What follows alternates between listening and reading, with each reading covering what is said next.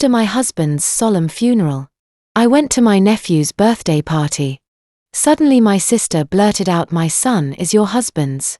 According to the will, I get half the house, which is worth $600,000. I just replied her okay. And I could barely hold back a smile because my husband. Hello my darlings. Drop what you're doing for a minute. I want to tell you a story that will make you see the people closest to you in a different light. I cried when I heard this tale. Write to us from wherever you're watching. We wish you a pleasant listen. After my husband's funeral, I went to my nephew's birthday party. It sounds absurd, doesn't it? How can you go to a party when your world has just collapsed? But when you're 35 and your husband was only 42, the normal rules of life stop applying. Everything becomes absurd. It had been exactly 1 week since I'd become a widow. What a word, widow. Old dusty. Like a grandmother's china cabinet. Filled with last-century figurines. And now that's me. The widow Sophia Wallace. And I still have half a life ahead of me. With that label. I didn't want to go anywhere, of course. I wanted to stay home. Buried in the pillow that still held the scent of Leo. A mix of the woodsy cologne I'd bring him from my business trips. Cigarette smoke. He'd sneak them on the fire escape. Thinking I didn't know. And something indefinably him so familiar. But my sister called the night before. You have to come to Sam's birthday. Claire didn't ask. She stated it. With that authoritative tone. She'd mastered since high school. When she was class president. The kid is turning 5. He keeps asking for you. He shouldn't have to suffer because of your grief. I tried to refuse, but what was the point? My sister always got her way. That's how it was in our family. Claire's the youngest, let her have it. Claire has a difficult personality. Be the bigger person. Claire is very emotional, don't argue with her. And I always gave in. I was the bigger person. I didn't argue. It was habit. Sam is waiting for you. She added. With that special emphasis on the word waiting. Designed to trigger my guilt. And of course it did. And Mom and Dad are worried too. They want to see that you're holding up. I agreed though. Everything inside me recoiled. At the idea of having to smile. Nod through pitying glances. And pretend that life went on. As if you could just go on after Leo died. He didn't get sick. He didn't fade over months, giving me time to accept. He just died, an aneurysm, the doctor said instantly. That morning. We were having coffee in our small kitchen. Overlooking the brick alley. Of our South End brownstone. Talking about plans for the weekend. Leo wanted to go to Charleston. To show me a restored. Historic home he was consulting on. Imagine, Sophie. There are bricks in that foundation from the 1700s. I touched them with my own hands. History right under your fingertips. And by that evening, I was identifying his body at the morgue. My God, I still can't believe it. I stood in front of the mirror for a long time. Trying to decide what to wear. The black sheath dress was too funereal for a child's party. The navy blue suit I wore to my CPA firm was too formal. I finally settled on a knee-length grey wool dress. Simple, decent, suitable for the chilly Boston spring. Leo loved that dress. He said it brought out the grey in my eyes. My steel, he'd joke, wrapping his arms around my waist. I left our apartment in the heart of Boston. An old brownstone, high ceilings, thick walls. You could barely hear the neighbors. We fell in love with the place at first sight. Even though it needed a complete renovation. We spent all our savings, took out a 1.5-year mortgage, but we made it exactly as we'd dreamed. We restored the crown molding. Sourced reclaimed antique hardwood floors. Even kept the old marble fireplace. In the corner of the living room. Though it no longer worked. Leo called our home a time machine. You step outside. And you're in the Boston of a century ago. At the entrance I ran into Mrs. Gable from the 5th floor. A neighbor who knew everything about everyone, always peeking from her window, monitoring the comings and goings. Sophia dear, she lamented, grabbing my hand with her gnarled fingers. How is it possible such a good man so proper? Didn't drink, didn't smoke. I kept quiet about the cigarettes on the fire escape. That was our little secret, Leo's and mine. Like so many other things. Stay strong, my girl. It's a long road. You'll find someone else yet. I pulled my hand away and hurried to the tea station. Those were exactly the conversations I dreaded. My parents' apartment was on the other side of the city. In Quincy. A middle-class neighborhood in a generic building. We moved to in '87. Dad got the apartment as part of his seniority package. At the factory. 3 bedrooms. Felt like a palace. After the cramped 2-bedroom on the outskirts of the city, I walked up the familiar stairs. The elevator only worked half the time, and Claire and I used to race to see who could get to the 6th floor first. I tried to put myself in the right frame of mind. Smile, don't cry, don't make a scene. For Sam, for my parents, and honestly for myself. Because if I broke, I would shatter completely.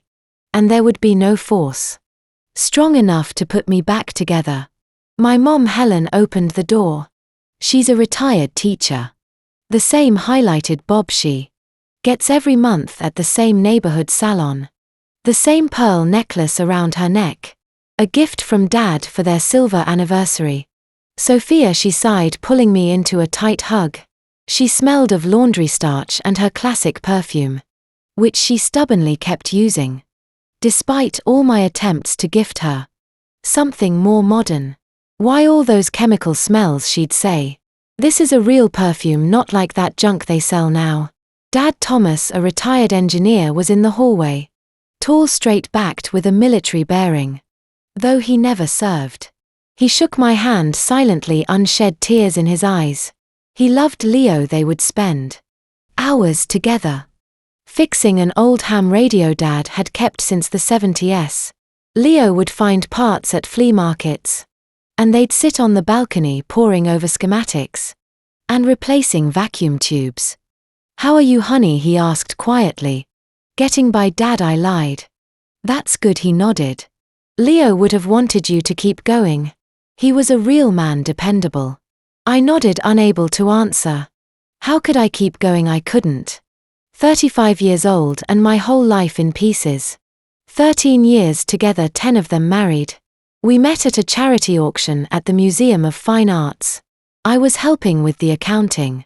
He was presenting a restoration project for an old cathedral. Our first date was a walk along the Charles River Esplanade. He spent half a month's salary to impress me. He told me he loved me. On the roof of a Beacon Hill apartment he'd somehow gotten us access to. He proposed in the Boston Public Garden, with the ring hidden in a bouquet of wildflowers. And then, our cozy little world which we built brick by brick. The renovation trips plans. Only one thing was missing: children. We dreamed of them so much, tried so hard. Countless doctors' tests, procedures, and finally a terrible diagnosis for Leo. After which it became clear we would never have children of our own. We talked about adopting but always put it off. First finish the renovation. Then get more financially stable. Then what would our parents think? And now it's too late. Everything is too late. In the living room the guests were already gathered. A couple of neighbors. Claire's friends from college. Inseparable Claire, Emma, and Catherine. And the parents of kids from Sam's preschool. The table was set, balloons floated near the ceiling. A banner reading "Happy Birthday, Sam" was handmade by Claire. She was always good at that stuff. Everything was as it always was. Except my husband would never sit at that table again. He wouldn't entertain his nephew with coin tricks. Or tell an anecdote from his life. As a restoration architect, he wouldn't make his favorite toast to strong walls and a warm hearth, which he repeated at every family celebration. His laugh wouldn't be there, nor his hand on my shoulder, nor his whisper, "Hang in there, we'll be home soon." After 4 hours of a family gathering, Sam, a curly-haired 5-year-old, with Claire's green eyes and a snub nose, ran to me as soon as I entered the room. Aunt Sophie, look what I got." He showed me a toy bulldozer. "But where's Uncle Leo? He promised to show me how to solder wires." The room fell silent. You could hear the tick-tock of the old grandfather clock.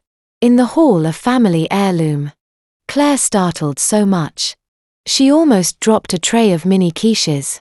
"Sam, I already explained," she began with a forced smile. "Uncle Leo went far, far away on a trip. Like when Daddy Mark goes." Mark was Sam's father, from whom Claire had separated shortly after the boy was born. He was a long-haul trucker, rarely showed up, sent money sporadically. For Sam, his dad was like Santa Claus. He came once every 6 months with gifts, threw a party, and disappeared. I knelt in front of my nephew and took his small hands in mine. They were warm and sticky from candy. "No, sweetie, Uncle Leo, I couldn't bring myself to say the word to a child. Death, dead.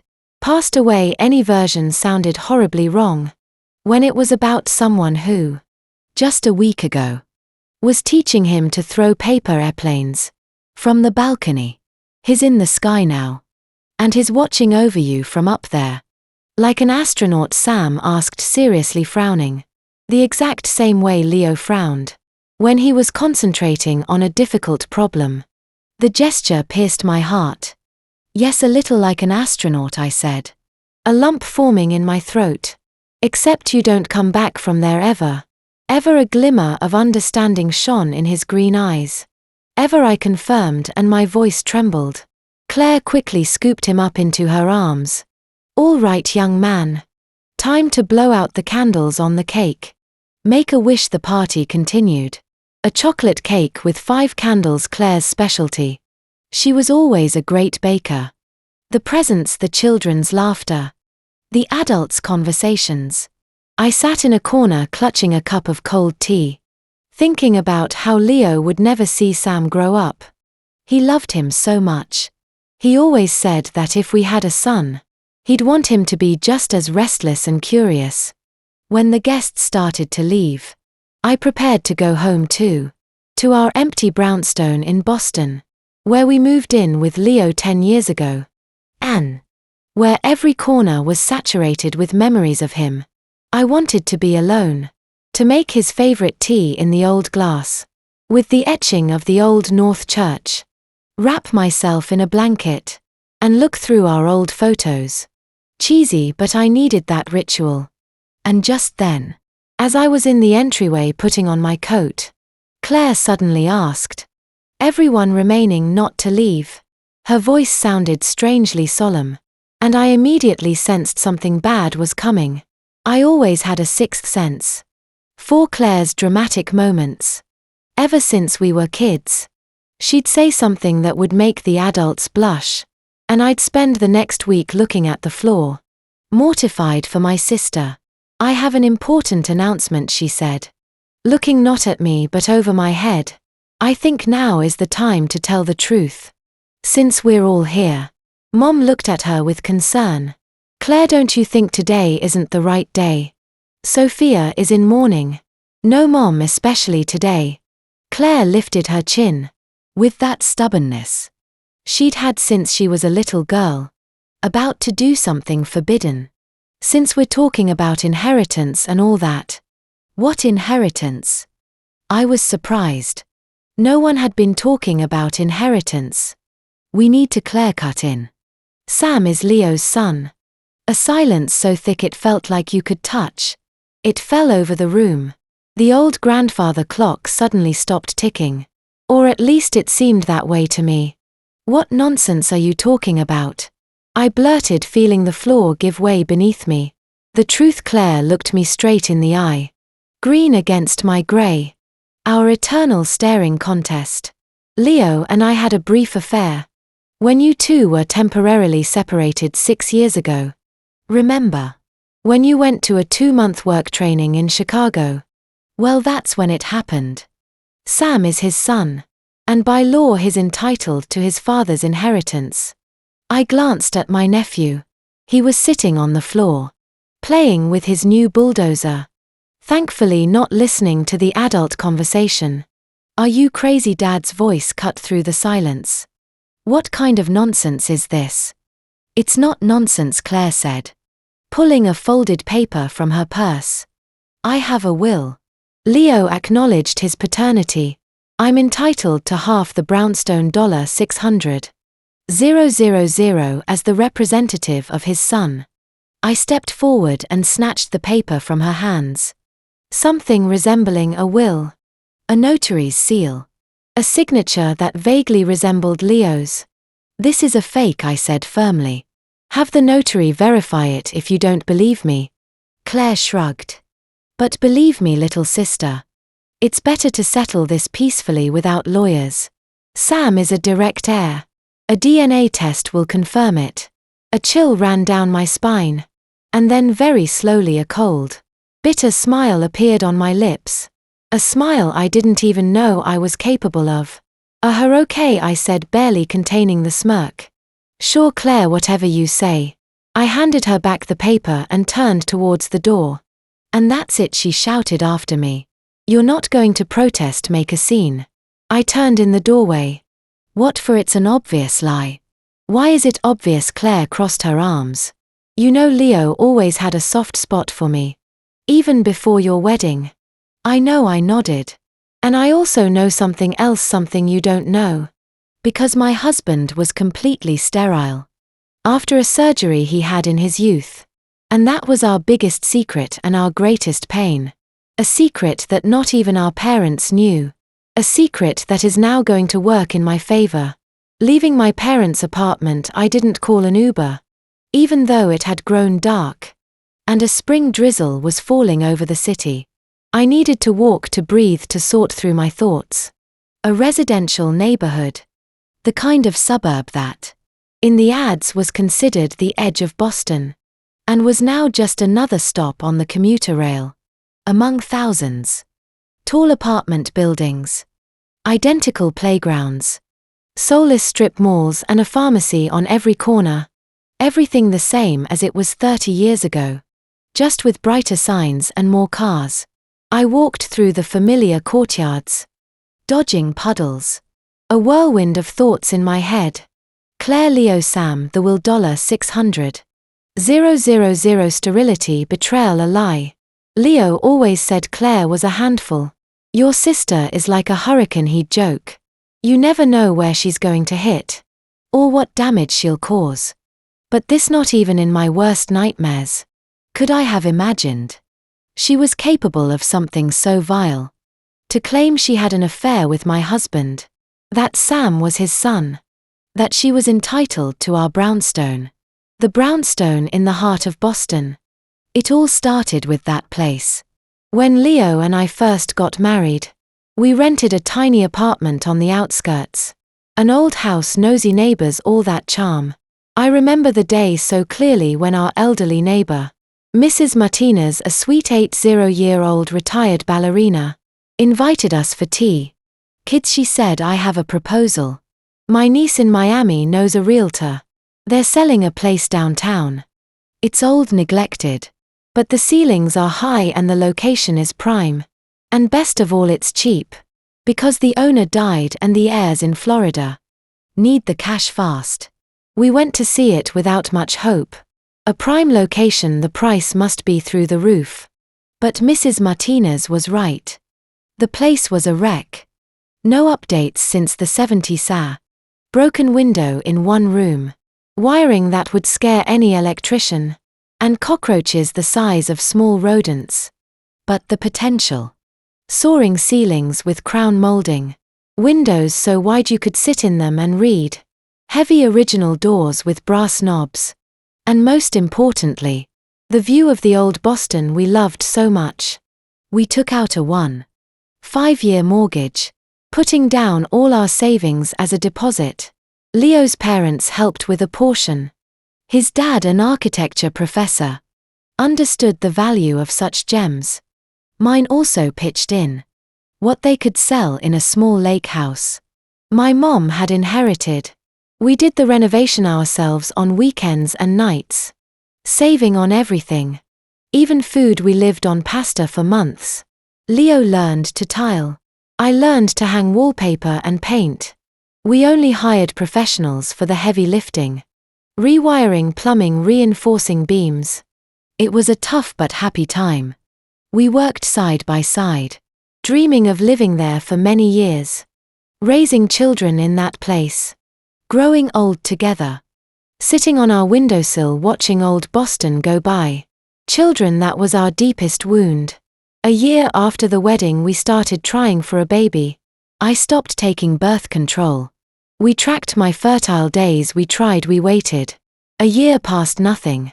Another 6 months, nothing. And then the doctor visits began.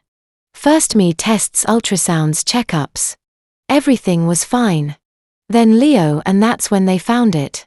When he was 16, he'd had a complication from a routine appendectomy. A severe infection that required a second, more invasive surgery. Back then. Especially in the small town where Leo grew up. Such procedures were sometimes done haphazardly. Something went wrong. Complications arose, and in the end a total blockage. In short, sperm were produced but they couldn't get out. Absolute sterility with no chance of recovery. When they gave us the diagnosis, we didn't speak for days. We just existed in silence. Each lost in our own thoughts. For Leo it was a terrible blow to his pride. He's so solid, so dependable. A real man, as my dad would say. Suddenly felt incomplete. He avoided my gaze, spent sleepless nights. And on the third day he told me, "I'll understand if you want a divorce." That day, for the first time in my life, I hit him. I slapped him across the face and screamed, "Are you an idiot?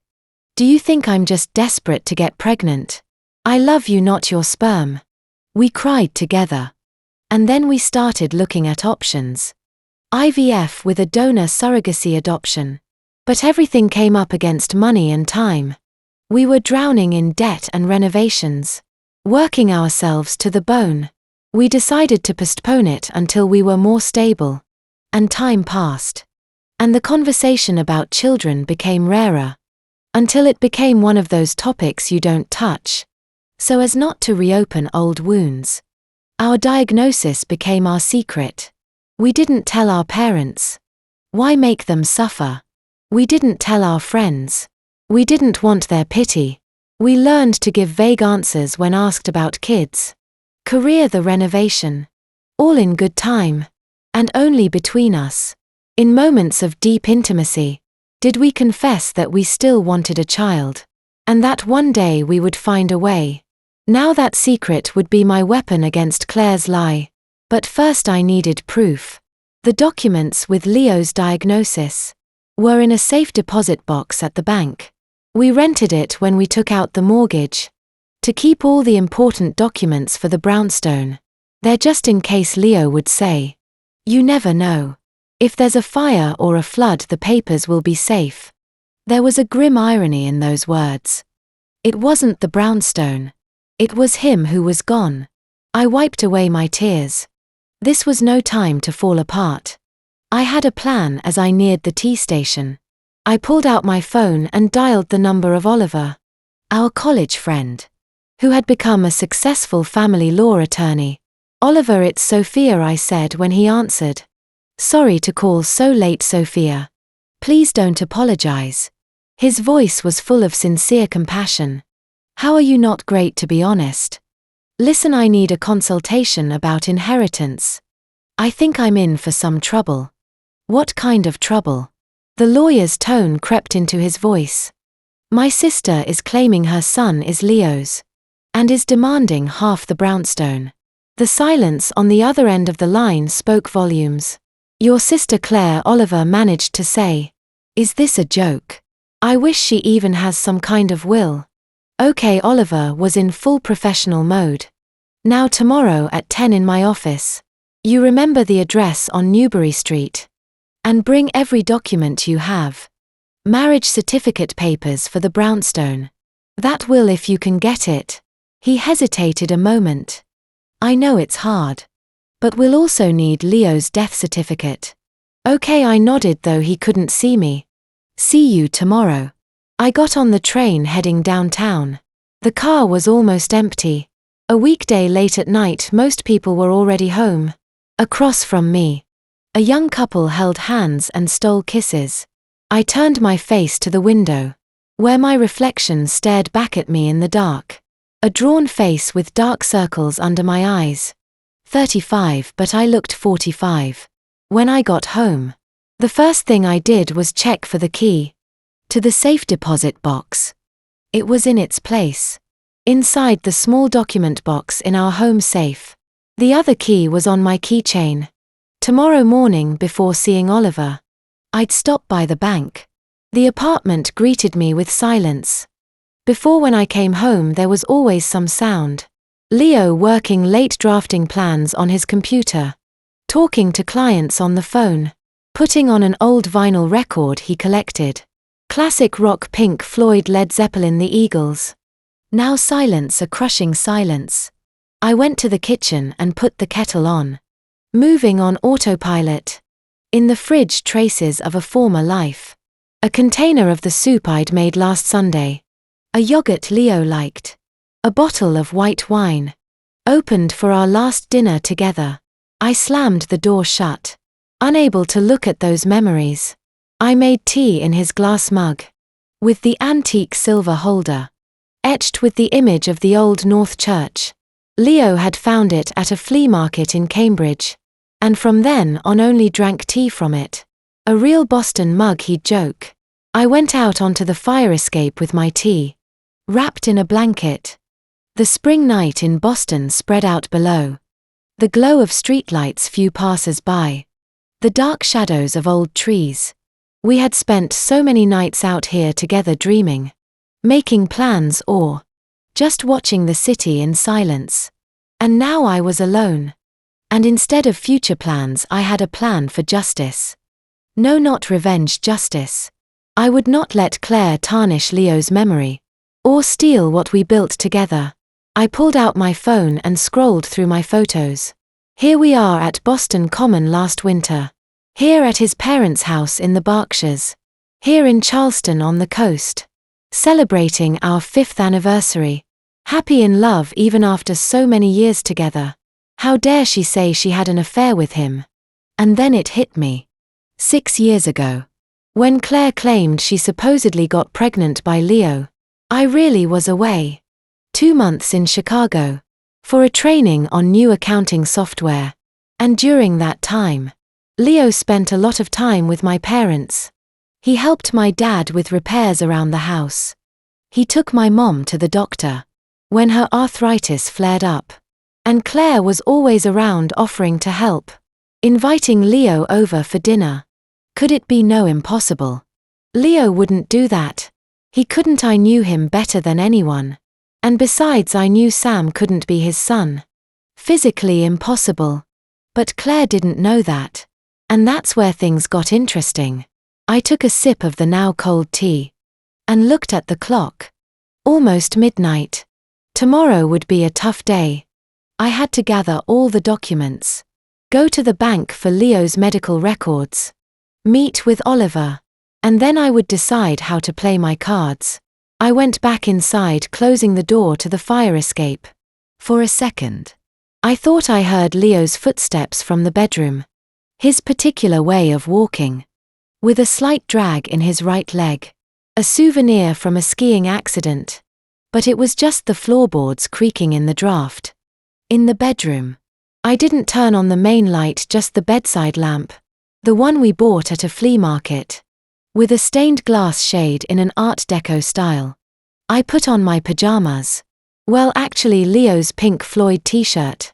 Which I'd been sleeping in for the past week. Because it still held his scent. Lying in bed.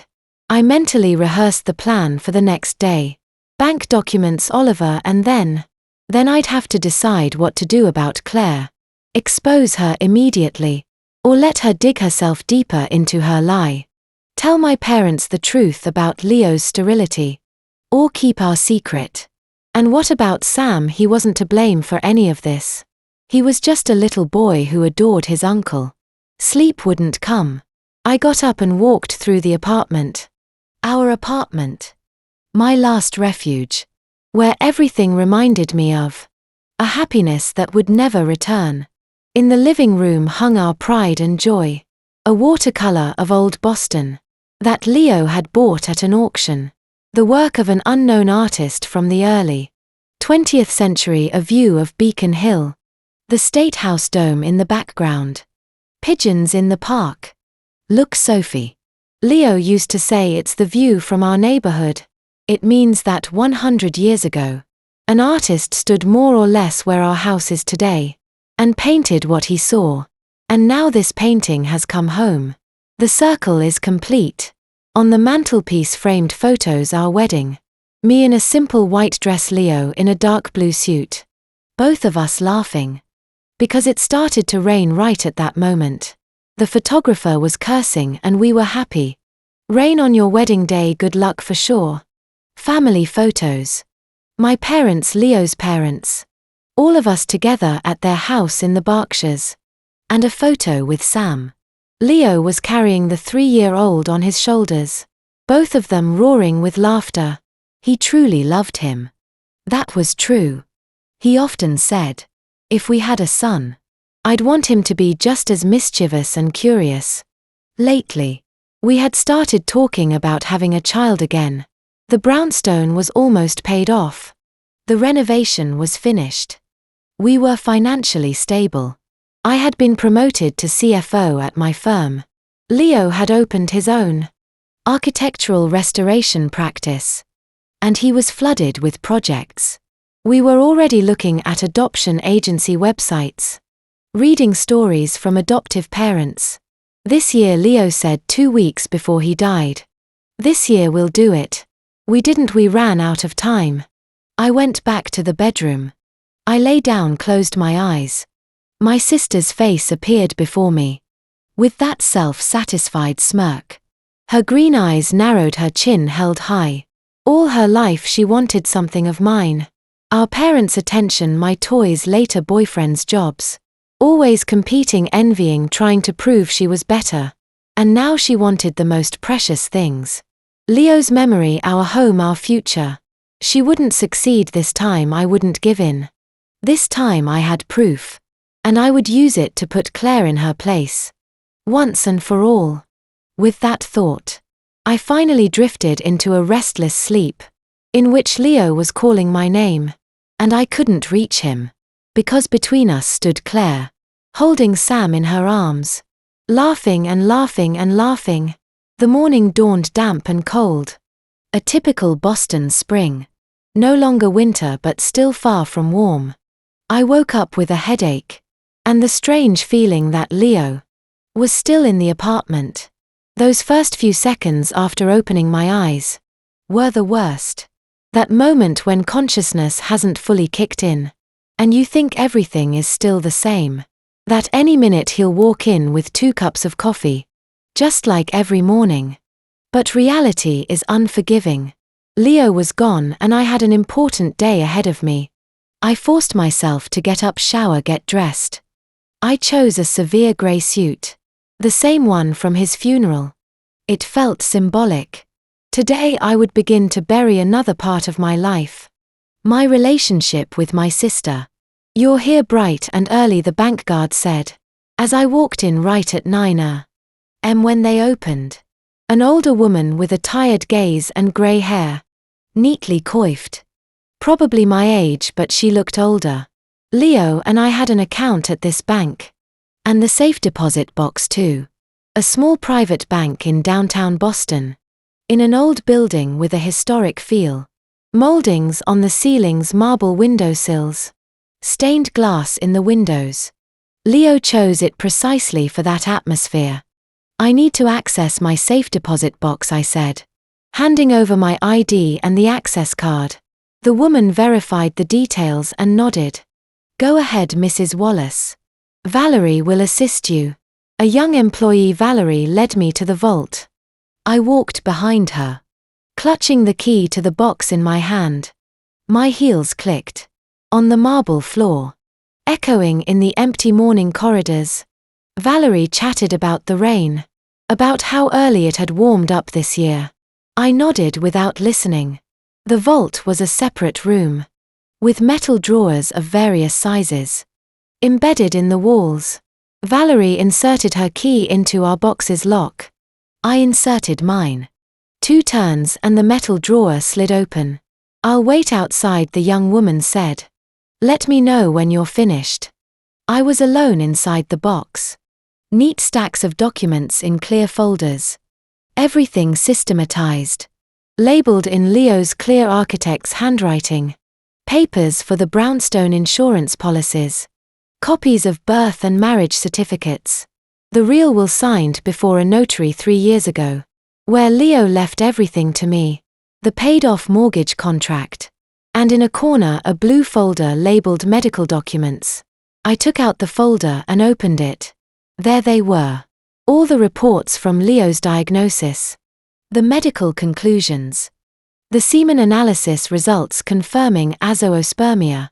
A complete absence of sperm in the ejaculate. The most recent one was dated last year.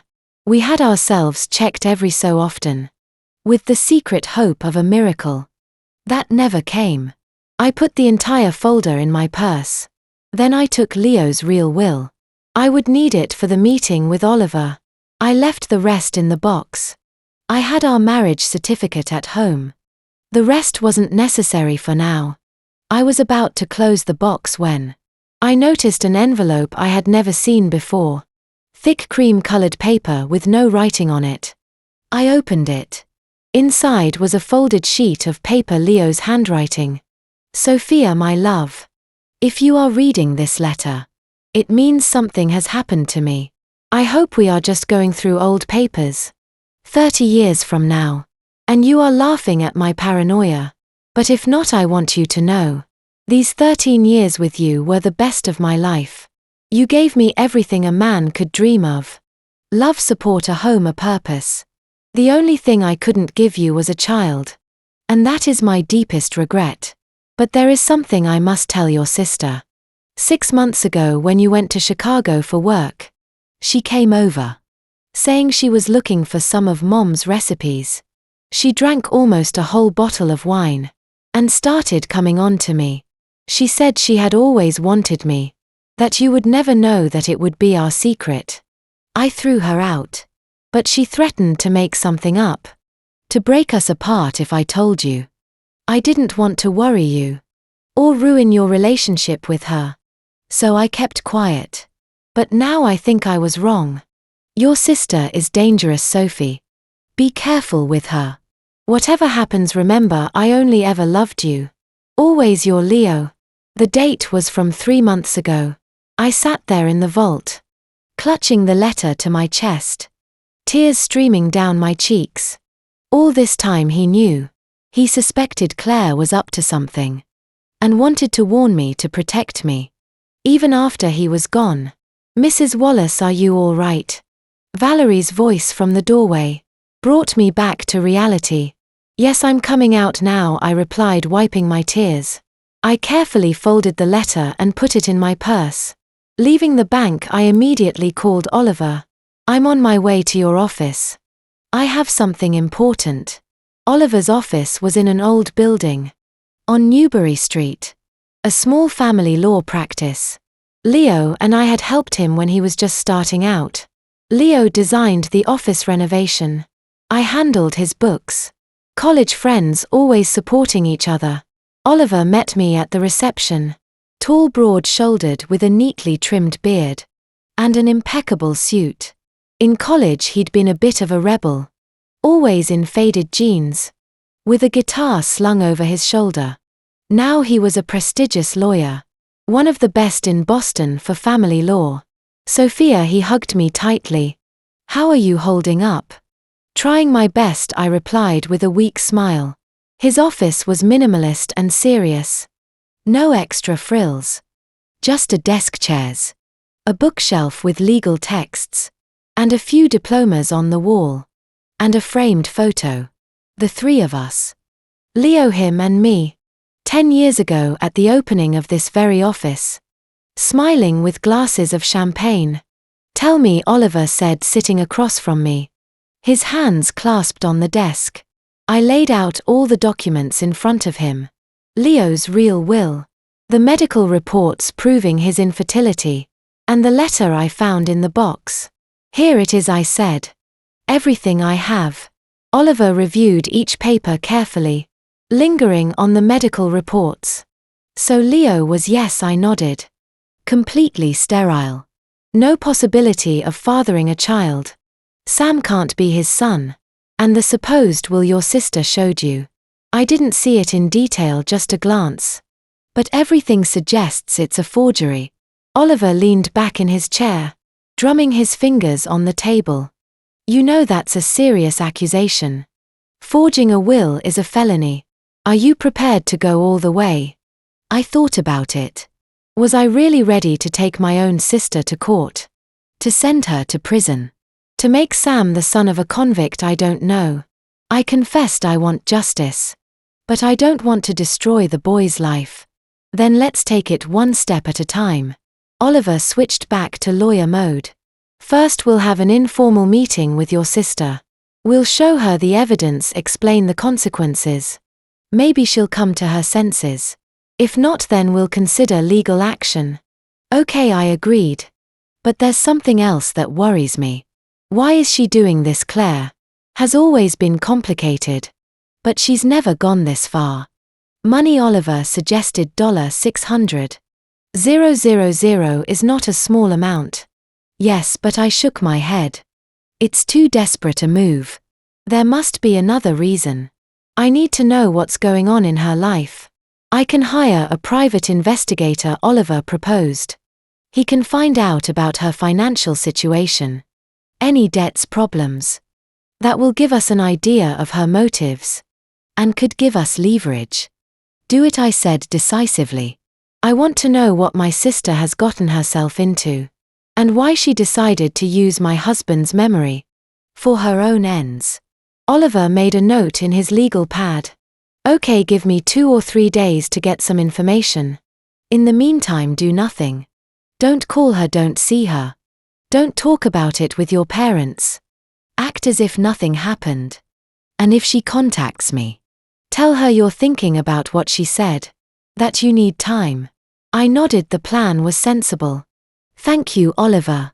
I don't know what I'd do without you. That's what friends are for. He smiled.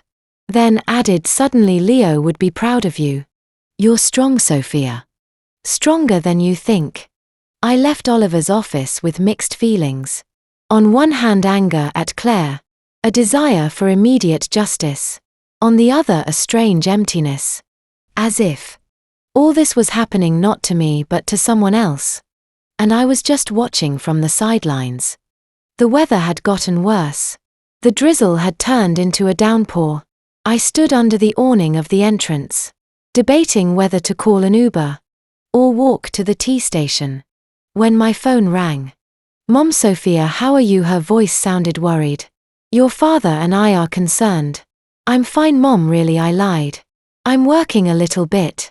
That's good that you're working, she approved. Don't stay home alone, you'll get dark thoughts. Listen, I need to ask you something. Can you come over today? Your father isn't well. What happened? I tensed up instantly. He had a pain in his chest. He took his nitroglycerine. It's a little better now. But you know how he hates doctors. Maybe you can convince him he listens to you. Of course, Mom. I'll be there this afternoon. I hung up with a pang of anxiety. Dad was old school. Raised with the idea that you tough it out. He refused to go to the doctor. Preferring home remedies and self-healing. If his heart was acting up, it was serious. And then a thought struck me. What if the pain was Claire's fault? What if the stress of her words triggered the attack? Another wave of fury washed over me. It wasn't enough that she was trying to take my apartment. Now she was also risking my parents' health with her crazy schemes. I hailed a cab and went home. I had to change and gather myself before going to see them. On the way I replayed Leo's letter in my head. Your sister is dangerous. He knew, he sensed it. He tried to warn me. The downpour intensified. Water streamed down the taxi windows, blurring the city's shapes. Boston traffic the usual. The driver, an older man with a white mustache, turned on the radio. Oldies, the Beatles, the Eagles, Billy Joel. The music of my childhood. Those were good times, the driver sighed, catching my eye in the rear view mirror. Now everyone's ready to rip each other's heads off. For a buck, but before it was different, more human. I remained silent. I wondered what he would say. If he knew my own sister wanted to take my apartment, using my dead husband's name. Were those times really more human? Or did people just not talk about these things? And family scandals were swept under the rug. At home I changed into jeans and a sweater. My parents' apartment was always cold. My dad was frugal with the heating. A habit from leaner times. I packed a small bag of provisions. Some sharp cheddar for him, fresh strawberries for Mom.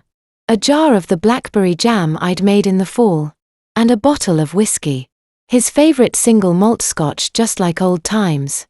Before leaving I stopped in front of the hallway mirror. A haggard woman looked back at me. Dark circles, tight lips. When did I get so old?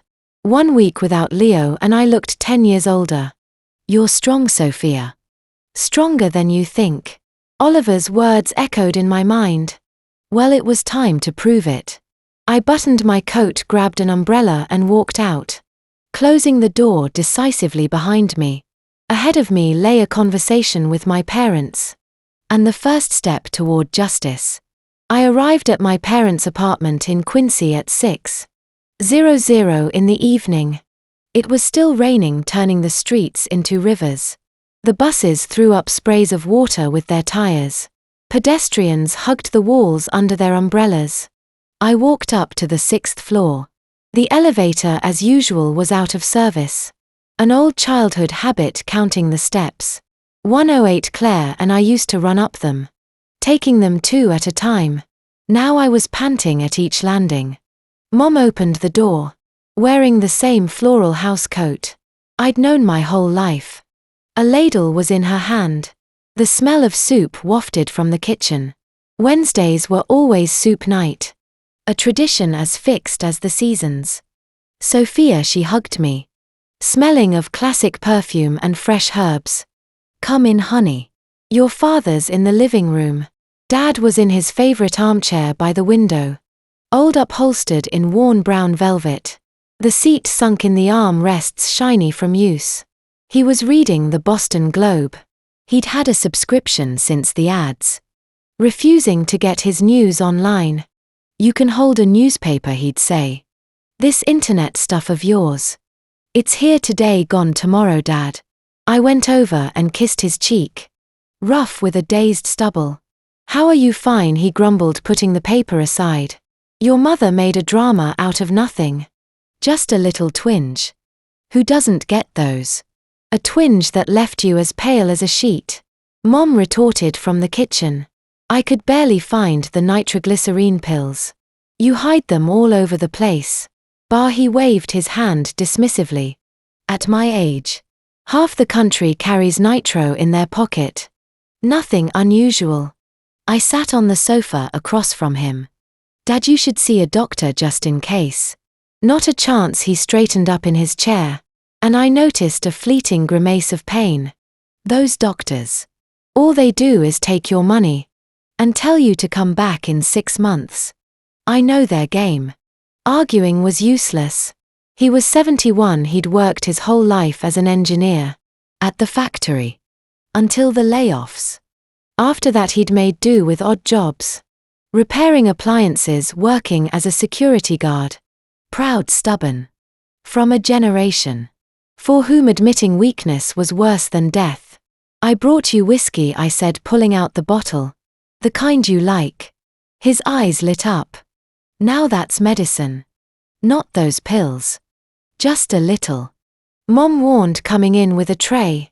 After the nitroglycerine. You can't have much. On the tray were 3 small crystal glasses from the set they'd received for their wedding. 45 years ago Leo had loved them. He said they had a special ring to them. Like music from another century. We toasted to us as always. I felt the burn of the drink go down my throat, warming me from the inside. Leo couldn't stand whiskey. He preferred a good wine. Whiskey is coarse, he'd say. Wine requires a palate and understanding. Another memory that now lived only in me. Mom, let's have dinner, I said, trying to change the subject. Of course, she bustled. The soup is ready. And I made a pie, your favorite. During dinner we talked about the weather, the rising prices, the neighbors, the usual topics of family gatherings. I was waiting for my parents to bring up Claire, but they carefully avoided the conversation. Only when Mom went to the kitchen for tea, did Dad lean towards me and ask, in a low voice, what did Claire make up about that inheritance? I tensed. What did she tell you? Nothing, he shook his head. After that night she hasn't called or come by. But I'm not blind, Sophia. I can see something's wrong. Sam, Leo's son. Pure nonsense. Nonsense, I agreed. And soon everyone will understand that. You, Dad hesitated, searching for the words. You be firm with her. It's always been this way. She does something, then runs under your mother's wing and all is forgiven. This time don't let her get away with it. I looked at him, surprised. He had always been softer on Claire than on me. He always defended her, justified her. Claire is the youngest. Claire is very emotional. Claire has an explosive personality. What can you do? I won't, Dad, I said firmly. This time she's crossed every line. He nodded, and in his eyes I saw something new. Respect, pride, support. Mom returned with tea and a pie. She'd bought it from the corner bakery. She knew I liked it. We went back to safe topics. The upcoming gardening season. The new TV drama. The neighbor from the 5th floor who'd gotten a cat, despite the no pets rule. And Claire. I asked casually when the conversation lulled. Have you spoken to her since that night? My parents exchanged a look. She called this morning, Mom said reluctantly. She asked if you'd said anything about the inheritance. And what did you tell her? That it's your business and we're not getting involved. Dad cut in. Enough meddling in your lives. You've been adults for a long time. Mom sighed. Sophia, I don't know what's going on between you two. But Claire was always a difficult child. You know that. I know, Mom, but being a difficult child is one thing. And blatantly lying to steal what isn't hers is something else entirely. She says it's the truth. Mom whispered that she had an affair with Leo. When you were in Chicago. I felt anger tighten my throat. And you believe her? I don't know what to believe. Her voice broke with tears. You say one thing, she says another. You're my 2 daughters. How can I choose? And doesn't it seem strange to you? I said slowly, controlling myself. That Claire is only saying this now. Just when Leo is dead and can't defend himself. She says she was scared, Mom mumbled, not looking at me. That she wanted to protect you. And that now she had to speak up. Because the inheritance issue became serious. Sam was born 6 years ago. I replied calmly, though my voice was burning. If he had been Leo's, do you think Claire would have stayed quiet? All this time. Wouldn't she have demanded child support help? Legal recognition? Mom was silent, fiddling with the tablecloth. And Mark, I asked. Sam's real father. He went off somewhere, Mom said with a vague gesture. To Canada or Mexico. Still trucking. Claire says. She hasn't gotten any money from him in over a year. There it was, the motive, money. Always money, Mom, Dad. I looked at them both. I know you want to stay out of it and I respect that. But there's something you need to know. I took the most recent copy of Leo's medical report. From my purse. From last year. And handed it to them. Look, I said Leo was sterile. Totally and irreversibly since he was a teenager. A botched surgery left him unable to have children ever. Under any circumstances. Mom took the paper with trembling hands. Put on her glasses and read. Dad leaned over her shoulder, mumbling as he tried to decipher the medical terms. My God, Mom exclaimed. So that's why you two. Yes, I nodded. That's why we never had children. And that's why Sam cannot be Leo's. It's a medical fact, indisputable.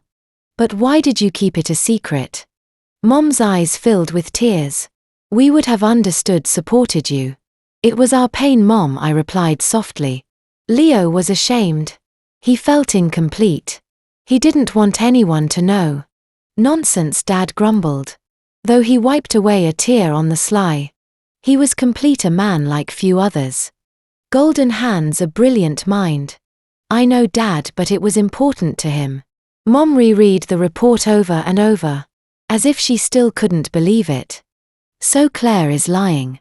Yes, Mom, she's lying consciously. But why? Her voice was genuinely perplexed. Why would she make something like that up? I don't know yet, I answered. But I'm going to find out. And I'm going to put an end to this story. We stayed in the kitchen for a long time. My parents asked me about Leo's diagnosis. About how we had lived with it.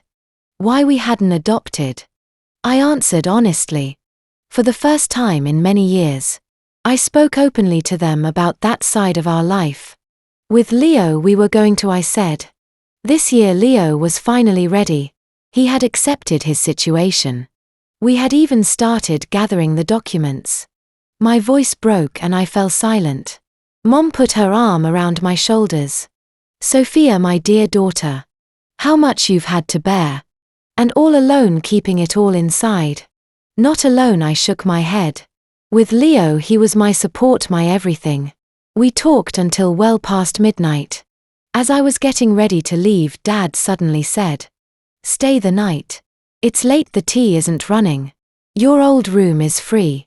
My room, I hadn't slept there in 10 years. Since Leo and I bought the brownstone.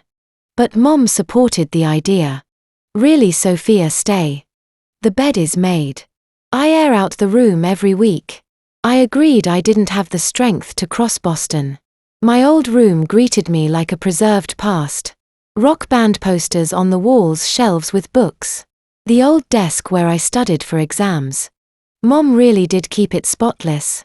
No dust, clean sheets that smelled of lavender. Even a vase with artificial flowers. Just like in my childhood. I lay down in the narrow twin bed. Pulling up the wool blanket. I'd known since I was a girl. How many nights had I spent there? Dreaming of the future. Of love, of a family, of children. It's funny how life mocks our dreams.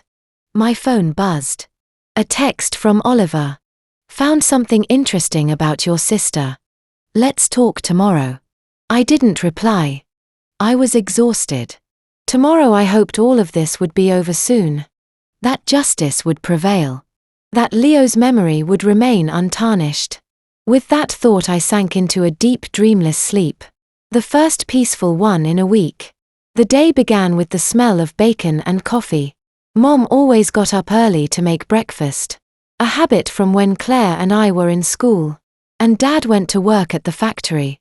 Now she cooked for herself and Dad. But always made extra just in case one of the kids, the grandson or a neighbor, dropped by. I came into the kitchen stretching. Mom was bustling at the stove, humming. Dad was at the table reading the morning paper. Good morning, I said, kissing Mom on the cheek. Did you sleep well? She looked me up and down. You look better, yes. Strange, but yes. The walls of your childhood help. Dad muttered without looking up from the paper. I always said so. We ate breakfast in a warm silence. I felt like I was back in my childhood. The same creaks in the floor. The same smells, my parents' same gestures. As if the last 20 years hadn't happened. And I was a schoolgirl again who hadn't yet met Leo. Who had yet to love and lose him. Are you heading home? Mom asked, clearing the table first. I'm stopping by Oliver's, I replied. He found something out about Claire. What did he find out? Dad tensed. I don't know yet. I'll let you know if it's important. I got ready, hugged my parents goodbye. At the door, Mom suddenly took my hand. Sophia, whatever you find out, remember that Claire is your sister. You're only one. And Sam is not to blame. I know, Mom. I squeezed her hand. I don't want revenge on anyone. I just want the truth. The truth doesn't always bring relief, Mom said quietly. Sometimes it just hurts more. I thought about her words as I walked down the stairs. What did she mean? Did she know something I didn't? Or was she just repeating platitudes, as older people often do to seem wiser? Outside it was drizzling again.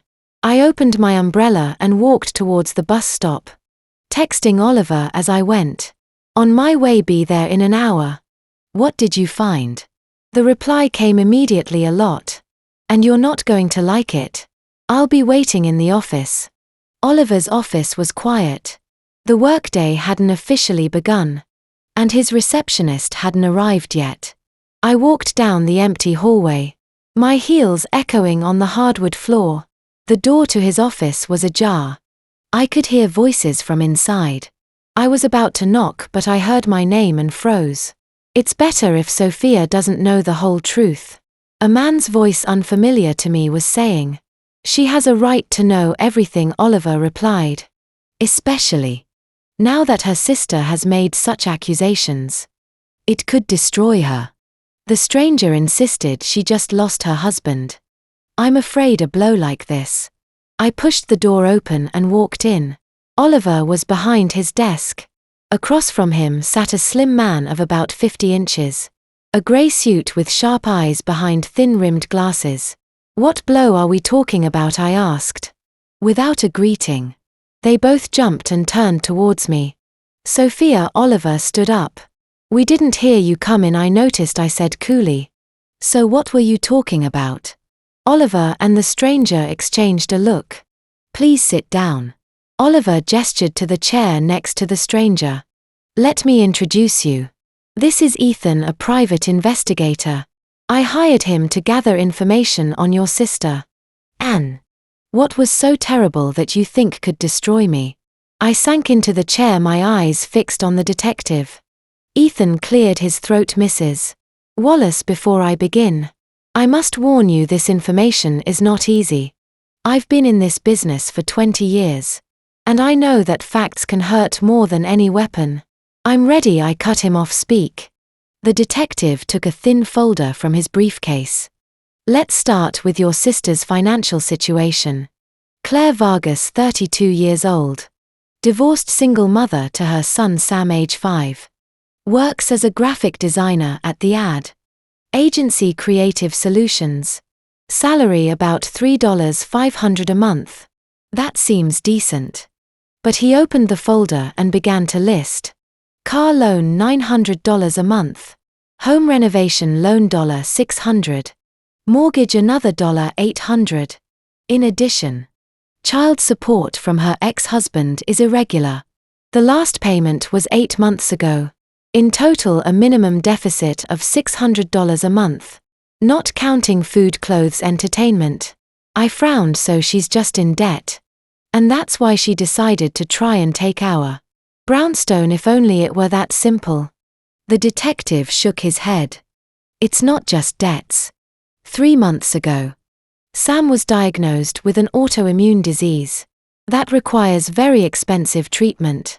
Monthly expenses for medication and procedures are around $3,000. My breath caught in my throat.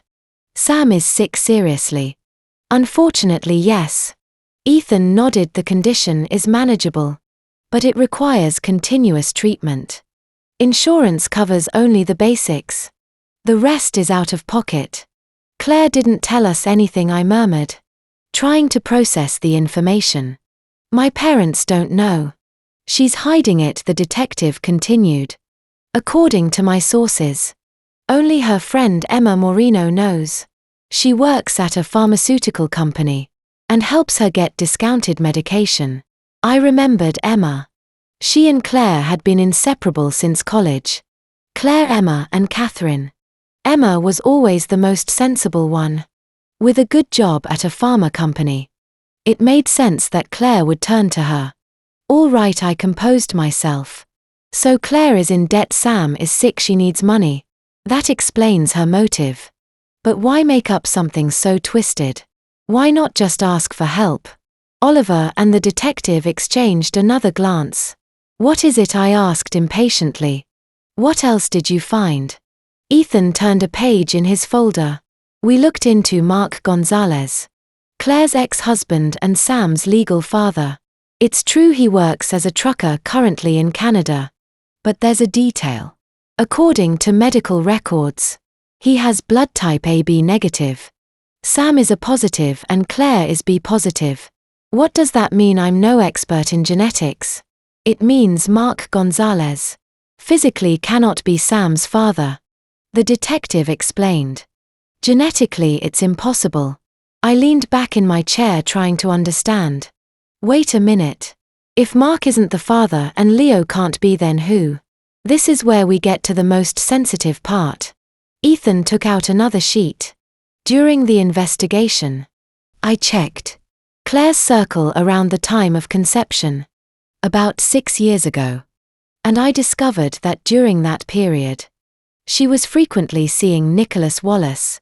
Which Nicholas? the first asked, confused. Nicholas Wallace. The detective said, looking at me intently. Leo's father, your father-in-law. The room spun. I grabbed the edge of the desk to keep from falling. What? How? That's a mistake. Unfortunately, it's not. The detective handed me some photos. Here's the proof. They met at the Four Seasons Hotel. At least 5 times over 3 months. The dates coincide with the time of conception. I stared at the images in disbelief. Claire and Nicholas Wallace. That elegant 60-year-old man and architecture professor. Cultured, refined. Entering the hotel with her holding hands. Leaving together hours later. In another photo at a restaurant, him kissing her hand. In another sitting on a park bench. Her head on his shoulder. It can't be, I whispered. It's impossible. I double-checked everything. The detective said in a gentle voice. There's no mistake. I even checked Nicholas Wallace's blood type. From his medical history. Against Sam's. They are compatible for paternity. I was stunned. Nicholas Wallace, the man I adored like a father, had an affair with my sister. He could be the father of her son. But at family gatherings, they never showed any sign of knowing each other. I mumbled, they always acted like strangers. That's common in secret relationships. The detective nodded. People are most careful to hide them when they are inappropriate. So Claire is trying to blackmail the Wallaces. That's why she made up the story about Leo. Not exactly. Ethan turned another page. I found a conversation between Claire and her friend. Emma, read it yourself. He handed me a printout of some text messages. I began to read. Claire, Emma, I'm desperate. The medicine is $3K a month. Where am I supposed to get that? Emma, what about Mark? Claire, forget that loser. 8 months and not a dime. Besides, he's not Sam's dad, you know that, Emma. And the real father, can't you ask him for help? Claire, are you crazy?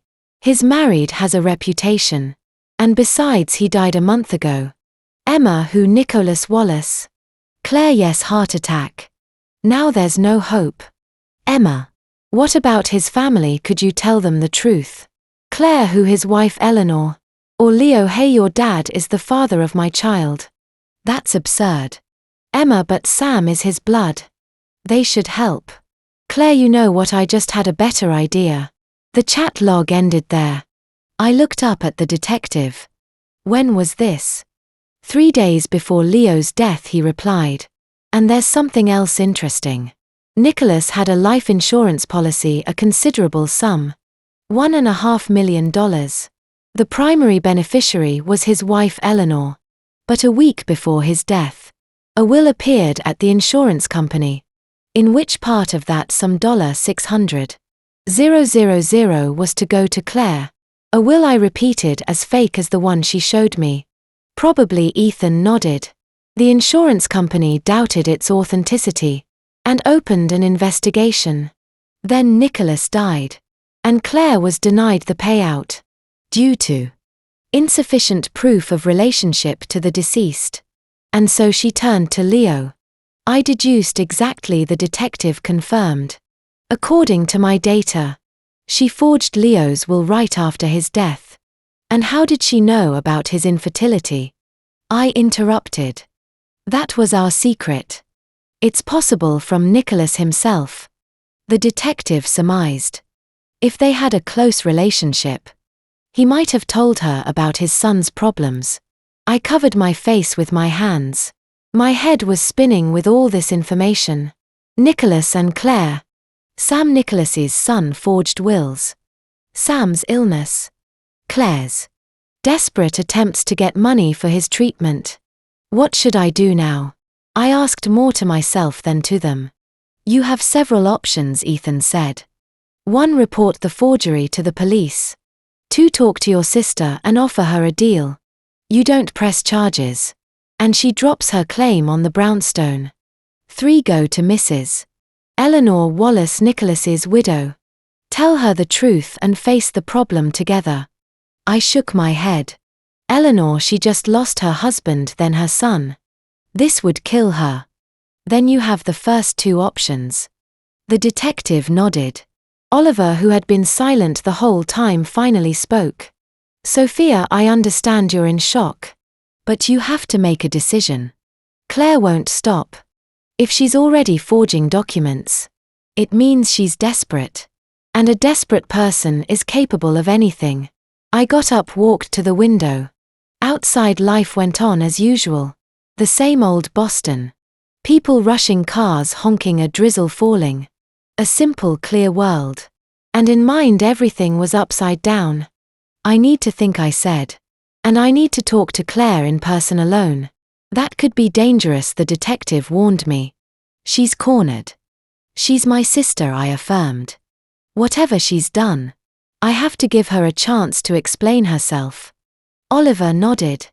I understand, but at least let me arrange the meeting on neutral ground. A cafe or right here in the office? All right, I agreed. Here tomorrow, I'll contact her. Oliver picked up the phone. What reason should I give for the meeting? Tell her I'm willing to discuss a peaceful settlement of the inheritance. I replied, she'll come. Leaving Oliver's office, I didn't go home. My feet took me towards the parks. I walked through the streets of Boston, then through the public garden, then along the Charles River, the favorite route of my walks with Leo. The drizzle turned into a downpour, but I barely noticed. In my head, fragments of thoughts swirled. Stray phrases.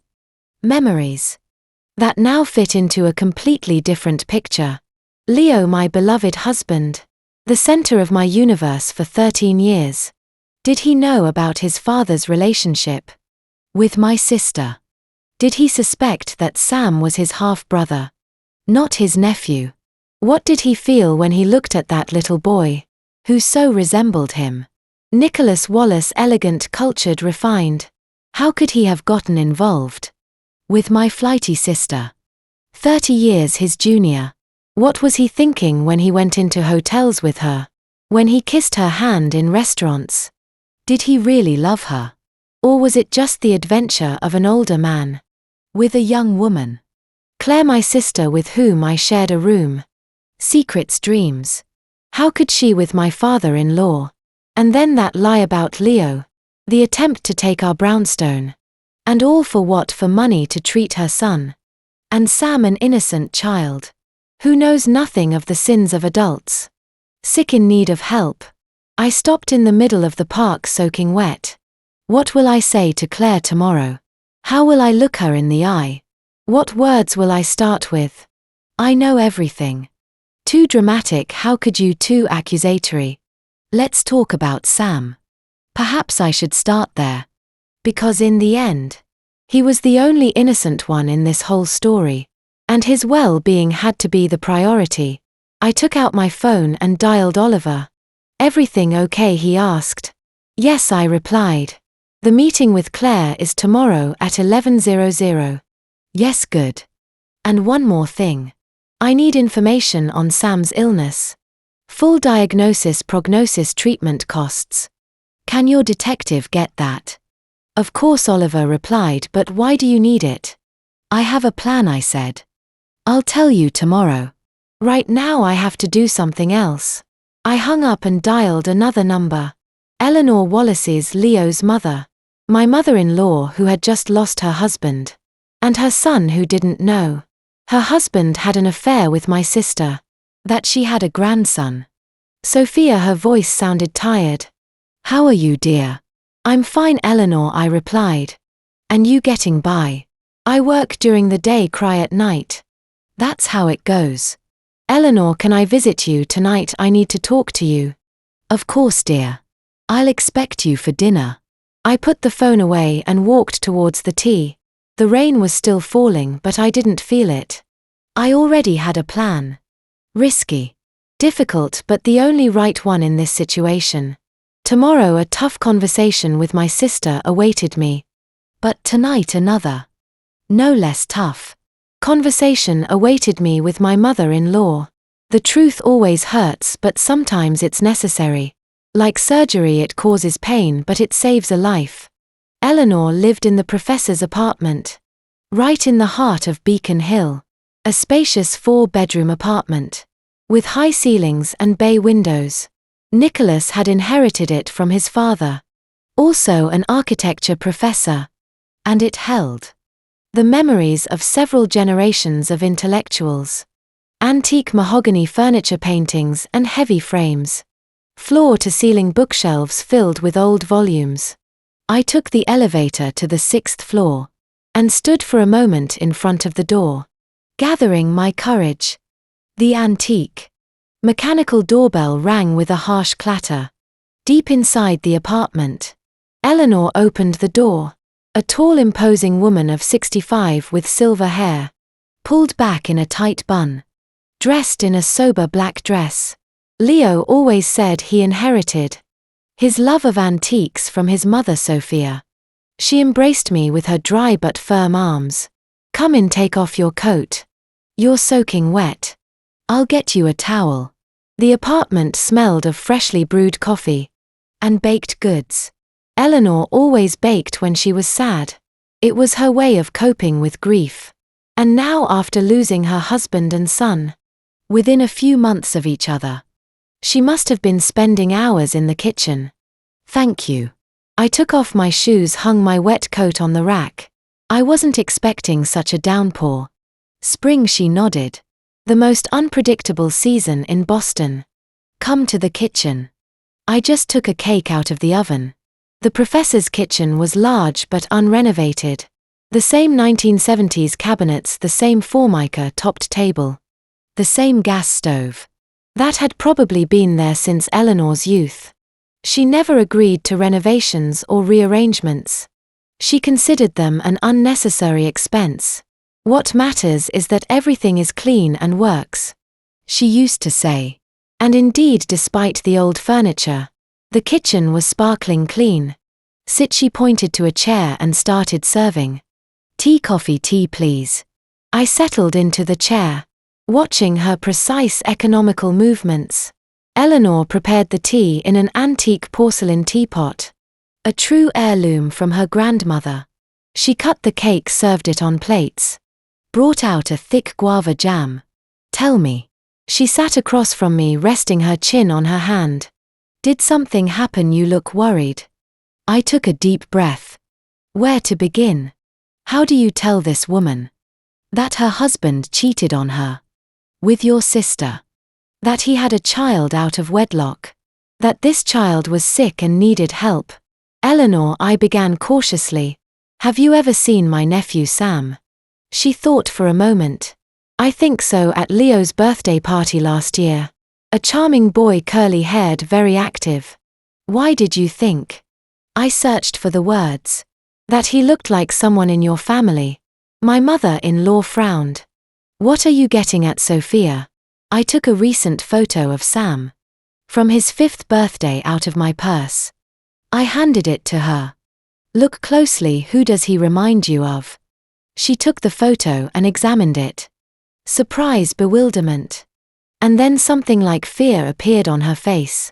He looks like Leo as a child, she said in a low voice.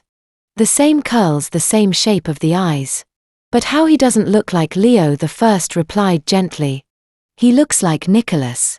Or rather, he looks like Leo. To the extent that Leo looked like his father. Eleanor turned pale. Her hand holding the photo trembled. What are you implying, Eleanor? I gathered all my courage. I have reason to believe that Sam is Nicholas' son. The silence that fell in the kitchen was so thick. It seemed tangible. Not even the ticking of the clock on the wall could be heard. Eleanor remained motionless. Only her fingers tightened on the photo. Until they turned white. This is some absurd joke, she finally murmured. If only it were, I sighed. I have proof. 6 years ago. Nicholas was secretly seeing my sister Claire. There are photos, witnesses. The dates match Sam's conception. She shook her head. That can't be. Nicholas was always faithful to me. 35 years, Eleanor. I gently touched her hand. I wouldn't be telling you this if I wasn't sure. And if there wasn't a very serious reason. What reason? Her voice sounded dull, distant. Sam is sick, I replied. An autoimmune disease. It requires expensive treatment. Claire is desperate. And so you come here to tarnish my husband's memory. Her eyes flashed with anger. To force me to pay for someone else's child. No, I hardened my voice. I came because I believe you should know the truth. And because Sam is part of your family. Whether you like it or not. Eleanor stood up abruptly and went to the window. Her straight back. Her tense shoulders. Betrayed the storm she was holding inside. A professor's wife. Used to maintaining composure in any situation. You come to tell me this a month after my son's burial. 3 months after my husband's death. Her voice trembled. I know, I nodded, and I'm very sorry. But there's something else you need to know. I told her about the scene at Sam's birthday. Leo's fake will. Her previous attempt. To claim part of Nicholas's insurance. With another forged will. And that tomorrow I would be meeting with my sister. Still not knowing what to do. Eleanor listened without interrupting. When I finished, she returned to the table. Sat down and clasped her hands in front of her. Are you sure Leo was sterile? She asked suddenly. Completely, I nodded. I have all the medical documentation. He knew about the doctors. Then she whispered. Not the exact diagnosis. But that they were having trouble conceiving. Nicholas told me Leo suffered a lot because of it. That he felt incomplete. I nodded, unable to speak. A sudden lump of tears closed my throat. You loved him, it wasn't a question but a statement. Despite everything that never mattered, I replied. Leo was everything to me. His infertility didn't change anything. Eleanor looked at me for a long time. Then lowered her gaze to the photo of Sam. Still clutched in her hand. He really does look like him, she whispered. The same eyes, the same line of the lips. How did I not notice it before? We see what we're prepared to see, I shrugged. No one would have thought to look for a resemblance between Sam and Nicholas Wallace. And what do you propose to do? She asked. Suddenly regaining her firmness. Her tone became practical again, her gaze direct. The professor's wife was back in character. I don't know, I admitted honestly. On one hand, Claire committed a crime. She forged documents, tried to steal what wasn't hers. On the other hand, she did it for her son. To be able to treat him. She could have come and asked for help directly. Eleanor retorted harshly. If Sam is really Nicholas's son, if she can prove it. Why all this circus of lies and forgeries? Pride, shame, fear, I ventured. Claire was always complicated. Maybe she just didn't know how you would react. My mother-in-law fell silent, drumming her fingers on the table. Then she stood up decisively. Wait here. She left the kitchen. I heard the door to Nicholas Wallace's study open and close a few minutes later. She returned with a worn, leather-bound notebook in her hands. Nicholas's journal, she explained as she sat down again. He kept it for the last 10 years. I found it in the safe after the funeral, but I couldn't bring myself to read it. Until today. She opened the notebook, flipped through a few pages and stopped at an entry. Here it is, she said, handing me the open journal. Nicholas's tight handwriting read, April. I saw the boy today from a distance in the park. She was walking with him. I didn't dare approach. He looks so much like Leo as a child. The same curls, the same look from under his brow. My heart aches. To think that I will never be able to hold him in my arms, tell him I am his grandfather. That I will never be a part of his life. This is my punishment. For a moment of weakness, for betraying Eleanor. For everything. I must bear this cross. But the boy is not to blame. He should not pay for my mistakes. I must devise something. Some way to help him without destroying my family. Perhaps through a foundation, anonymous donations. Claire is proud. She would not accept direct help. But maybe if it is through third parties. I turned the page. April 2018. I spoke with Leo about children. He told me he and Sophia are still trying. But the chances are minimal. I saw the pain in his eyes, his feeling of inadequacy. I wanted to tell him about the boy. That he has a half-brother. But I didn't dare. It would kill him to know that the father he admires betrayed his mother. To know that I have a son with another woman, while he cannot be a father. It's better to take this secret to my grave. But the boy needs help. Tomorrow I will meet with a lawyer. I want to rewrite my will. Set aside a part of the inheritance. In a special account. No names, no explanations. Just money. That will be transferred to a certain account. In the event of my death. I looked up at Eleanor. He knew all this time. Yes, she nodded. And apparently he tried to do something. But he ran out of time. She took the journal from my hands. Closed it and placed it on the table. I must admit, you are probably right. She said in a low voice. Sam is Nicholas's son and therefore Leo's half-brother. A member of this family. I remained silent, waiting for her next words. Tomorrow you have that meeting with your sister. She continued.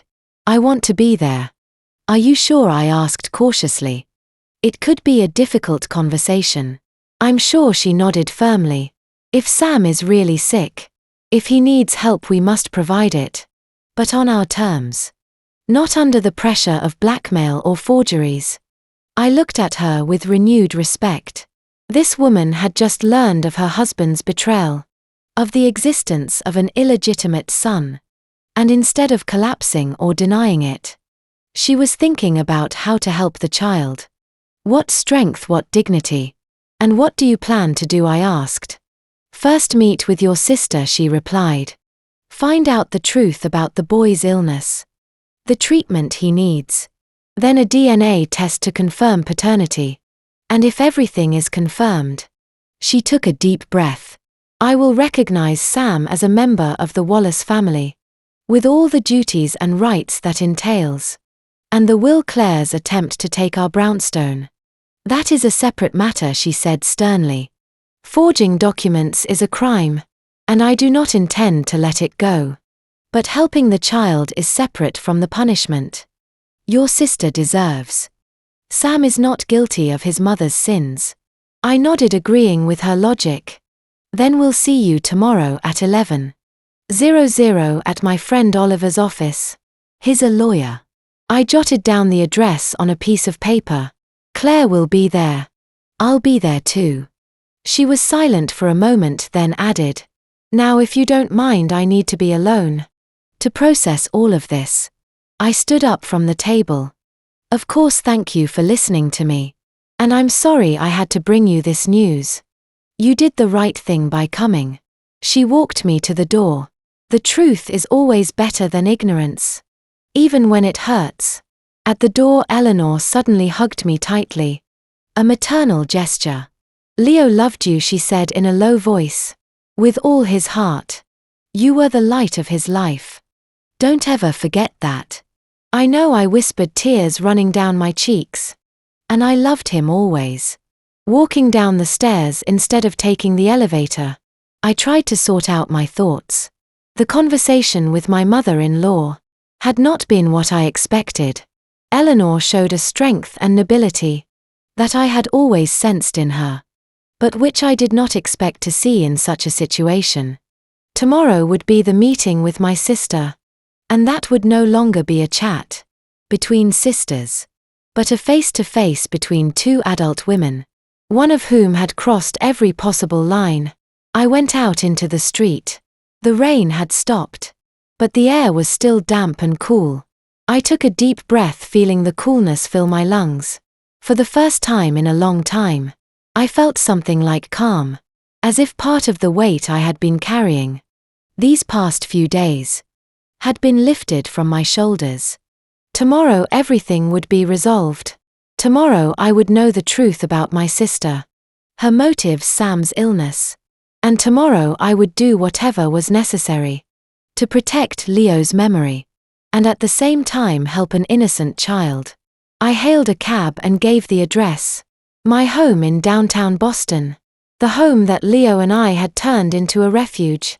A fortress, the same home I now had to defend from the ambitions of my own sister. On the way I called Oliver. Hi, Eleanor will be at the meeting tomorrow. You told her everything? His voice sounded surprised. Yes, and she's an incredible woman, Oliver. Stronger than I thought. What did she say? That she's willing to help Sam, if he's really Nicholas Wallace's son. But she has no intention of letting the document forgery slide. Very sensible. Oliver approved. Tomorrow will be an interesting day. Yes, I agreed, very interesting. I hung up and leaned back in the taxi seat. Outside, nighttime Boston scrolled by. The lights of storefronts, the headlights of cars, the silhouettes of people hurrying home. A typical spring evening in the big city. Life went on despite everything. And mine would continue too. Without Leo, but with his memory in my heart. And perhaps with his half-brother who needed my help. After all, family is not just about blood. It's a choice we make every day.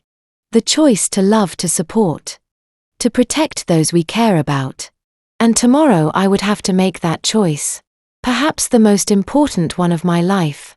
The morning dawned clear and crisp. A typical Boston spring. The sun was warm. But in the shade, you could still feel the breath of the departing winter. I got up early, long before the alarm. In truth, I had hardly slept. I spent the night tossing and turning, rehearsing the conversation with my sister in my head, imagining different scenarios, choosing my words. What would I say? How would I look her in the eye? Where would I start this impossible dialogue? The apartment greeted me with its usual silence. I made coffee, toasted bread, but couldn't take a bite. My stomach was in knots with tension. Instead of eating, I spent half an hour in front of the mirror, carefully getting ready, not out of vanity but to give myself confidence. A severe grey suit, minimal makeup, hair pulled back in a neat bun. The image of a businesswoman heading into a crucial negotiation, not a sister about to face a painful confrontation. I arrived at Oliver's office half an hour early. He was already there, reviewing some documents at his desk. How are you? He asked, looking up. Fine, I lied. Ready? Eleanor called, Oliver said. She's on her way. We haven't heard from your sister. She'll come, I stated confidently. She has too much at stake. We went over the strategy for the meeting. Oliver suggested not showing all our cards at once. First let my sister speak, let her state her claims. Then calmly dismantle her arguments with Leo's medical documents. And only then, when she had no way out, present the evidence of her relationship with Nicholas Wallace. We need her to admit it herself, Oliver said. Without pressure, without threats. She needs to understand that. There's no point in lying anymore. I nodded. He was right. If we attacked her head on, she would shut down, become defensive, or might even storm out. And what we wanted was a dialogue for Sam. For Leo's memory, for our family. Someone knocked on the door. Eleanor appeared in the doorway. She was wearing an impeccable navy blue suit. A pearl necklace, her back straight, her gaze firm. There was no trace of yesterday's emotions. Only serenity and determination. "Good morning," she greeted Oliver with a slight nod. And then shook my hand. "I'm ready." We sat around the conference table. She and I on the same side. Leaving Oliver at his desk feigning neutrality. At precisely 11 o'clock. The door opened and my sister walked in. I hadn't seen her since Sam's birthday just a week ago. But it felt like an eternity. She looked haggard. With dark circles under her eyes. That makeup couldn't hide. Her usually well-kept auburn hair was pulled back in a simple ponytail. She was wearing jeans, a t-shirt and sneakers. Nothing like her usual stylish self. When she saw Eleanor, she froze in the doorway. "What is she doing here?" she asked, her eyes fixed on me. "Sit down, Claire," I said calmly. "She has as much to do with this conversation as you do." My sister shifted uneasily in her chair, gripping the edge of the table fine. Her voice was barely a whisper. "Sam is Nicholas's son." I knew from the beginning, but I couldn't say it. How could I look my own sister in the eye and confess that I was sleeping with her father-in-law? She covered her face for a moment, breathing raggedly. Then she continued. "At first I thought it was just a passing affair. Nicholas treated me with an attention no man had ever given me before. I was lonely, recently divorced, humiliated. He was cultured, generous, he made me feel special. When I got pregnant I panicked. I told him and he asked me to keep quiet. He promised to help me, but it was all just words. He never gave me anything directly. And I was left with a child and with debts." Eleanor listened motionlessly, her jaw tight. But she didn't interrupt. "When Sam got sick," my sister sobbed. "The expenses became unbearable. Emma helped as much as she could, but it wasn't enough. And then Nicholas died. And with him any possibility of support. I went crazy, Sophia. I saw no way out. I thought of you, of the insurance, of the inheritance. I thought I had a right, that Sam had a right. But I didn't know how to do it any other way than by lying and forging. Yes, I faked the papers. Yes, I tried to claim what wasn't mine. But I did it for my son, only for him." Tears streamed down her cheeks. I leaned towards her and whispered, "What exactly is Sam's illness? We need to know." "It's a rare autoimmune disease," she explained, wiping her eyes. "It attacks his joints, his skin, even his organs. The monthly treatments cost over $3,000. The insurance barely covers the basics. Without the medication, Sam won't have a childhood or a future." The room was filled with a heavy silence. Oliver watched seriously without intervening. Eleanor, Leo's mother, took a deep breath before speaking. "If what you say is true, we will do what is necessary for the child to receive treatment. But understand this, Claire. Help for Sam does not erase what you did. Forging documents is a crime. And you will have to face the consequences." My sister nodded, defeated. "I'll do whatever you want. Just don't take my son from me. He's all I have. No one is going to take him from you," I said firmly, taking her hand. "But you have to trust us and stop lying. Sam deserves a decent life. And Leo deserves for his memory not to be tarnished by intrigues and deceptions." Eleanor, my mother-in-law, leaned forward and for the first time placed her hand on my sister's. "We are going to request a DNA test. If it is confirmed that Sam is Nicholas' son, then he is part of the Wallace family. He will have our support, our protection and our resources. But in return, you will put an end to this entire charade. Are we clear?" My sister nodded, her eyes red with no strength to argue. In that moment I knew the battle wasn't over. But the wall of silence and lies had cracked. For the first time the truth was on the table. And though it hurt, it also opened the possibility of a new beginning. Claire took a deep breath, as if before plunging into icy water. Yes, Sam is Nicholas Wallace's son. We had a brief affair just 3 months. I was working at a gallery downtown, organizing an exhibition on contemporary architecture. He came in as a consultant. We started talking and then it just happened. I didn't plan it. I didn't seek it out, if that's what you're thinking. I'm not thinking anything, Eleanor replied evenly. Just continue. When I found out I was pregnant, I told him immediately. He was in shock. He offered me money for an abortion, but I refused. I had always wanted a child.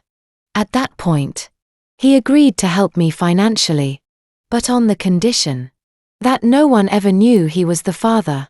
He had a reputation, a family, a status in society. And you agreed? Eleanor asked. Yes, Claire nodded. It suited me too. I started dating Mark. He agreed to recognize the child as his. Nicholas made monthly transfers to a special account for Sam's education. We called it everything was fine until Sam got sick. I finished for her. Claire nodded, wiping away tears. 3 months ago. Autoimmune hepatitis. A rare disease that requires expensive, lifelong medication. Insurance covers almost nothing. I went to Nicholas for help, but he died, I said again. Yes, Claire lowered her head. A heart attack. I was desperate. The money in the account was running out. Mark had been gone for a long time, not paying child support. I tried to go to the insurance company, claiming Nicholas had left part of his policy for Sam. I forged documents, but they doubted the will's validity and started an investigation. And then you decided to focus on Leo. It wasn't a question. It was a statement. Yes, Claire admitted it was a desperate move. I knew it was wrong, that it could hurt you. But Sam, he needs the medicine, Sophia. Constantly, every single day. Without it his liver will fail. She couldn't finish, breaking down in sobs again. I looked at my sister. And I didn't see a scammer or a schemer, but a frightened mother, willing to do anything for her son. I was flooded with conflicting emotions. Anger at her lies, compassion for her situation, pity for Sam, confusion at this whole mess. How much does the treatment cost? I asked, keeping my voice steady. About $3,000 a month, Claire replied, wiping her tears. Plus regular checkups, tests. I sold my car, I went into debt, but it's not enough. Eleanor nodded as if making a decision and turned to me. Sophia, what do you think about setting up a trust fund for Sam? For his treatment and education. I can contribute an initial sum from my savings. And then we can maintain it each month. Me and you, if you wish. I looked at her with surprise and admiration. This woman had just discovered her husband's betrayal and the existence of his illegitimate child yesterday. And today she was already proposing financial aid. What strength! What nobility! I agree, I nodded. It's the right decision. But with one condition. Eleanor continued, addressing Claire. You will officially renounce all claims to Leo's inheritance. You will admit that the will was a forgery. And you will agree to a DNA test for Sam, to confirm his parentage with Nicholas. Claire looked bewildered, glancing from me to my mother-in-law and back. You'll help Sam after everything I did. Sam is an innocent child, Eleanor said firmly. He is not to blame for the mistakes of adults. And if he is truly Nicholas's son, then he is part of the Wallace family. And we take care of our own. And you won't report me to the police? Claire asked. Hopefully that depends on you, Oliver intervened. If you cooperate, admit your guilt, and renounce any claim to the inheritance. It's possible. We can resolve this without involving the authorities. Claire covered her face with her hands, her shoulders shaking with sobs. I accept, she whispered. I accept everything. Just please help Sam. I walked around the table, sat next to my sister, and put my arm around her shoulders. Claire, why didn't you come to me from the beginning? Why all these intrigues, lies, forgeries? Did you really think I wouldn't help Sam? If I knew the truth. I was scared, she whispered. Scared of your judgment. Scared you would hate me. For being with your father-in-law. Scared everyone would find out. And Sam would grow up branded as an illegitimate child. Nonsense, I held her tighter. Sam is a wonderful boy whom I love with all my heart. And he is not to blame for what happened. Between the adults. Eleanor cleared her throat. I propose we draft an official agreement. Sophia and I will cover the costs of Sam's treatment and education. In return, Eucla will acknowledge that Sam is not Leo's son and renounce any claim to his inheritance. Furthermore, you will agree to the DNA test to confirm Nicholas Wallace's paternity. Agreed, Claire nodded, wiping her tears. And one more thing, Eleanor added. I want to see Sam regularly. If he is truly Nicholas's son, then he is my grandson, and I want to be a part of his life. Claire nodded again, unable to speak. Then it settled. Eleanor turned to Oliver. Can you prepare the necessary documents? Of course, he was already pulling forms from a drawer. This will take a little while. Would you ladies like some coffee? We accepted. Oliver left to ask his assistant to bring the drinks. A heavy, awkward silence filled the office, thick with unexpressed emotions. Claire, I broke the silence. Why, Nicholas, how did it all happen? My sister shrugged. I don't even know myself. He was different. Not like the guys my age, who only think about themselves. Smart, cultured, attentive. He knew how to listen. He made me feel special. It didn't last long, but... Did you love him? Eleanor asked. Suddenly Claire looked at her, frightened. No, I mean not in the way you think. He was a mentor, a friend. Romantic feelings just happened. But I knew he had a family, that it wouldn't be forever. Eleanor nodded, as if receiving confirmation of something she already knew. Sam looks like him, she said quietly. The same eyes, that same sidelong glance. Leo was exactly the same as a child. I noticed the resemblance, Claire confessed. But I thought no one else would see it. That everyone would believe the story with Mark. And does he know? I asked. Mark, I mean that he's not Sam's father. He suspects, I suppose, Claire shrugged. We never talked about it. He just disappeared from our lives when Sam was 3. Since then he calls once every 6 months. Sometimes sends money. Oliver returned with a tray holding 4 cups of coffee and a small plate of cookies.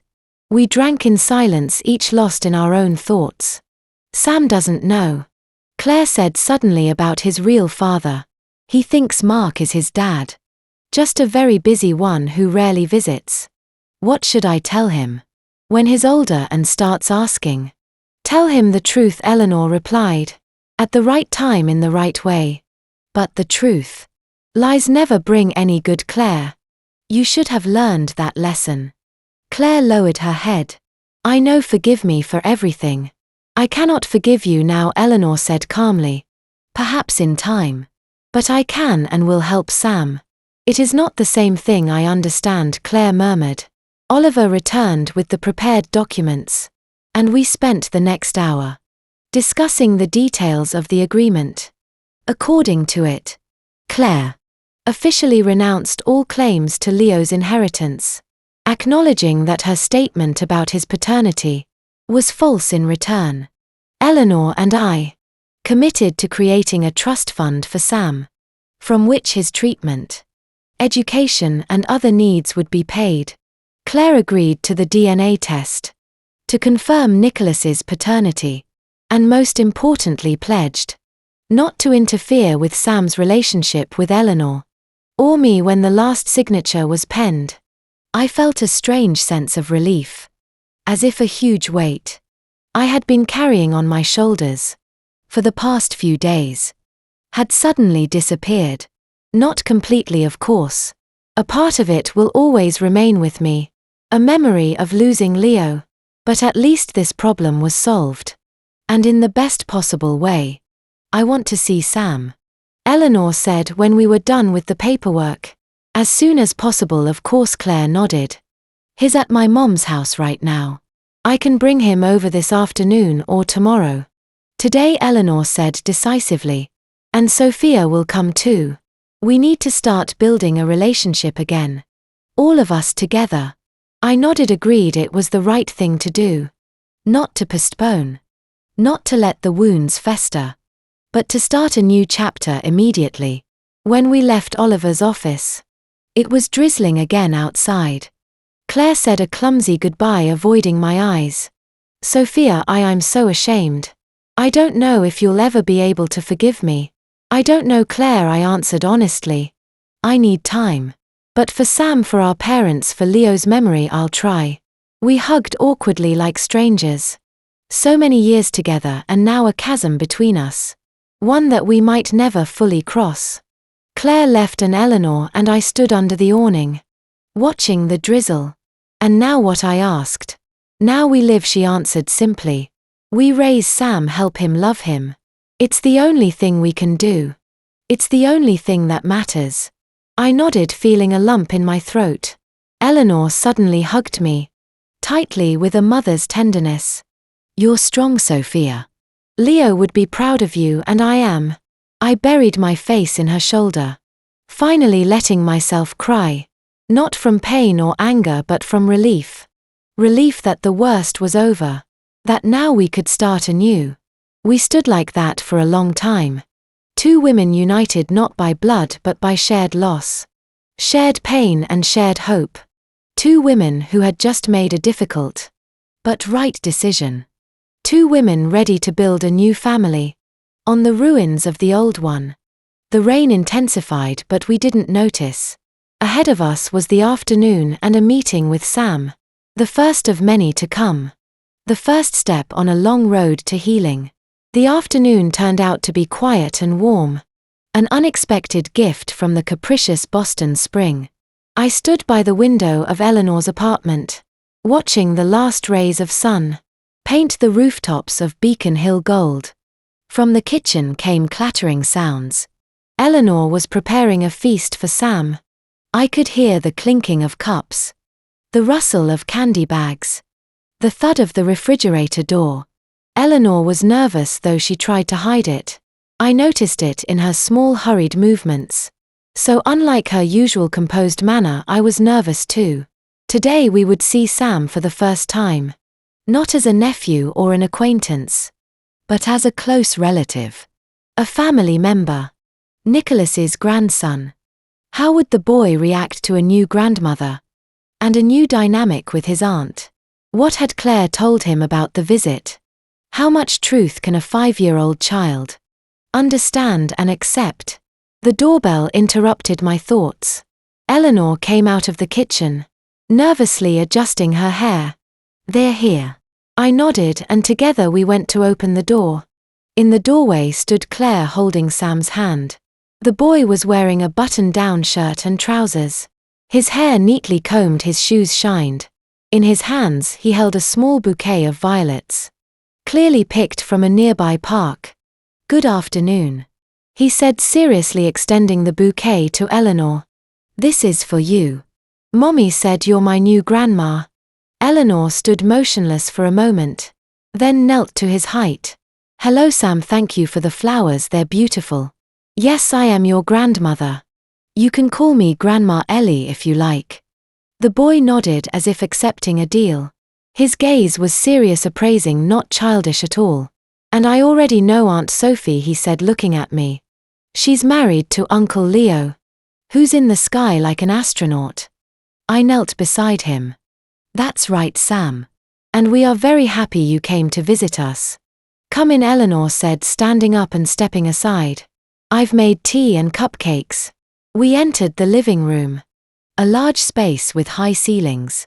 And floor-to-ceiling windows. Antique furniture paintings in heavy frames. Bookshelves filled with old volumes. Everything breathed history and culture. Sam looked around with unconcealed curiosity. "It looks like a museum in here," he commented. "It's nice, thank you," Eleanor smiled. "This apartment belonged to my husband, your grandfather. He was a professor of architecture just like his father." Grandfather. Sam looked at Claire with a question in his eyes. "Yes, sweetie." Claire knelt beside him. "Remember what I told you today? That your real daddy isn't Mark, but someone else who isn't with us anymore." Sam frowned. "Grandpa Nicholas, who was a scientist and died of a heart attack." "Yes," Claire nodded. "He was Uncle Leo's daddy." "And your daddy?" "It's complicated, I know. But Grandma Ellie was his wife. So she is your grandmother." Sam stood thoughtfully processing the information. For a 5-year-old it was a lot to take in. But he seemed to grasp the essence. "So Uncle Leo was my brother?" "Yes," I replied in a low voice. "Your older brother. And did he know?" the boy asked, surprising us with his unchildlike perception. Eleanor and I exchanged glances. She was the one who clarified. "No, Sam, he didn't know. It was a family secret. But now we all know the truth. And we want you to be part of our family." Sam nodded, accepting the explanation. "Okay, do you have any toys?" The tension dissipated and we all smiled involuntarily. Children are incredibly practical and direct. After resolving complex issues of kinship and family secrets, Sam returned to the most important matter. "For a 5-year-old. I'm afraid not," Eleanor admitted. "But I have something that might interest you." She left the room and returned with a small wooden box. This belonged to Leo when he was a boy. His coin collection. She opened the box and Sam let out a whoa. Inside were coins of different shapes and sizes, carefully arranged in compartments. Each had a small label. A buffalo nickel, a mercury dime, a steel penny. "Wow," Sam stroked the coins reverently. "Can I look at them?" "Of course," Eleanor nodded. "In fact, I want you to have this collection.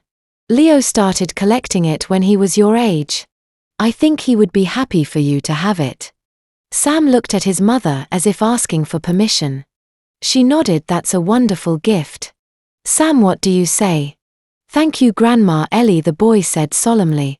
I saw Eleanor's lips tremble. We moved on to tea. Sam, fascinated with his new collection, was arranging the coins on the table, examining them from all angles. Eleanor told him about each coin, where it was from, its history, how it was used. The boy listened, engrossed, asking questions, asking to see the countries on a map, where this or that coin came from. I watched them, feeling a strange peace. They had found a common language. The retired professor's wife and the little boy united, not only by blood, but by a genuine interest in each other. Eleanor was a natural teacher and Sam a curious student. In that he reminded me of Leo, who always wanted to learn something new, to understand how any mechanism worked, to get to the bottom of things. Claire, Sam's mother, sat next to me, tense and cautious. I understood her state.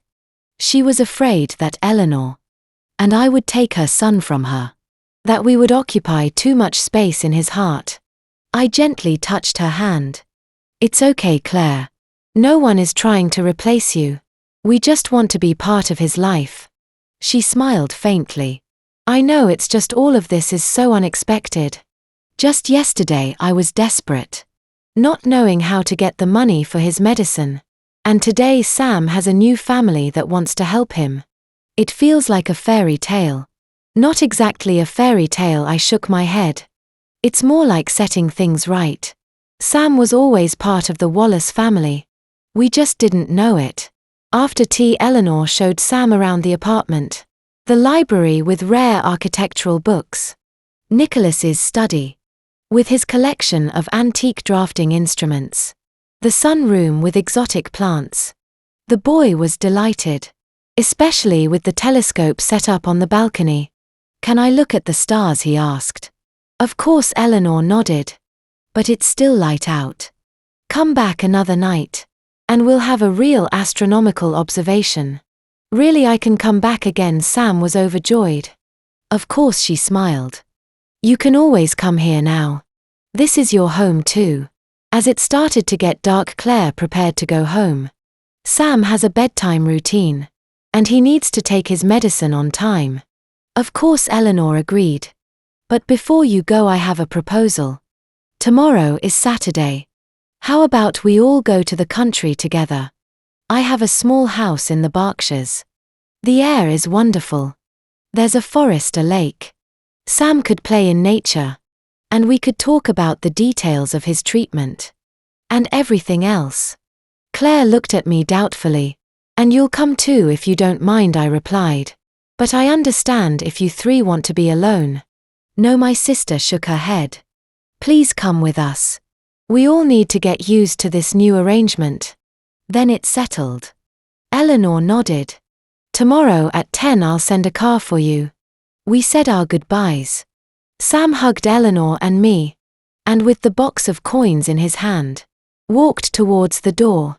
In the doorway he suddenly turned around. Grandma Ellie, will you tell me about Grandpa Nicholas? What was he like? Of course I will, she promised. I have many photos, letters, memories. You will learn all about your father. Sam nodded, satisfied with the answer, and left holding his mother's hand. When the door closed, Eleanor sank into an armchair, suddenly looking small and old before my eyes. That was intense.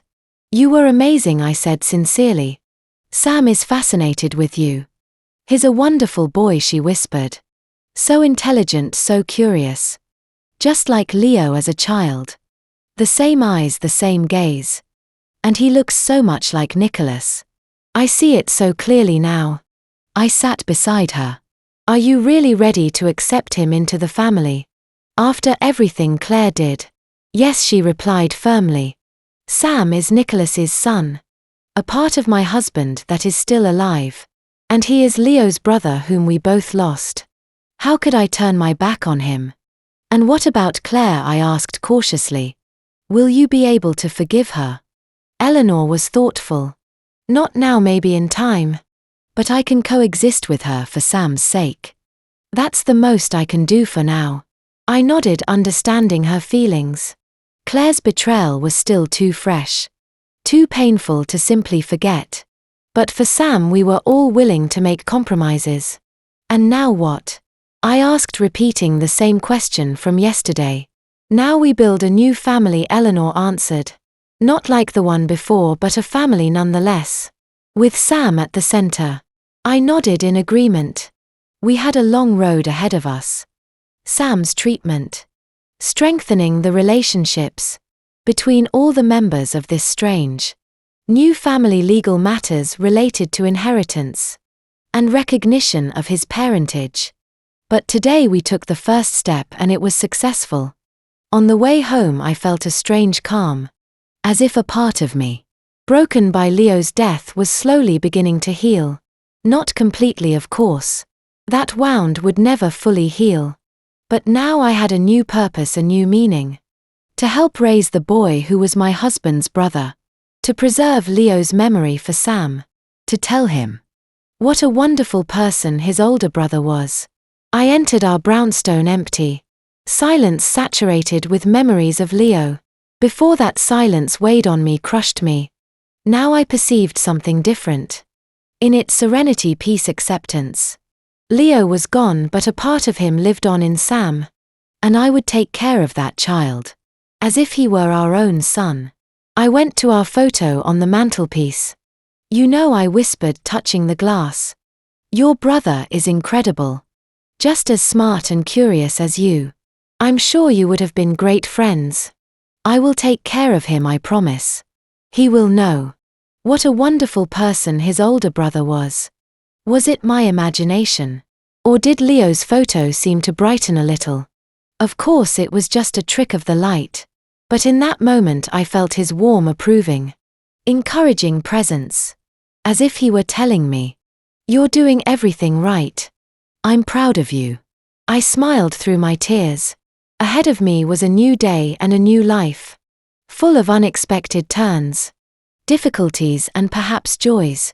A life in which I was no longer alone. Tomorrow we would go to the country walk in the woods, breathe fresh air, watch Sam play by the lake. We would talk about his treatment, his future, our new family. We would learn to live on with the memory of those we lost, and the care of those who remained. And perhaps that was the great lesson of this whole story. Family is not just blood or documents, or a common surname. Family is the choice we make every day. The choice to love, to forgive, to support. The choice to be there no matter what.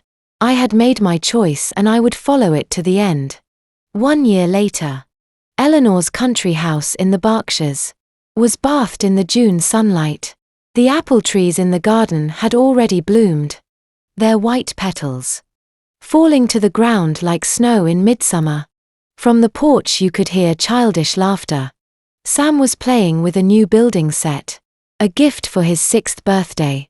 I sat in a wicker chair with a book, glancing at the boy from time to time.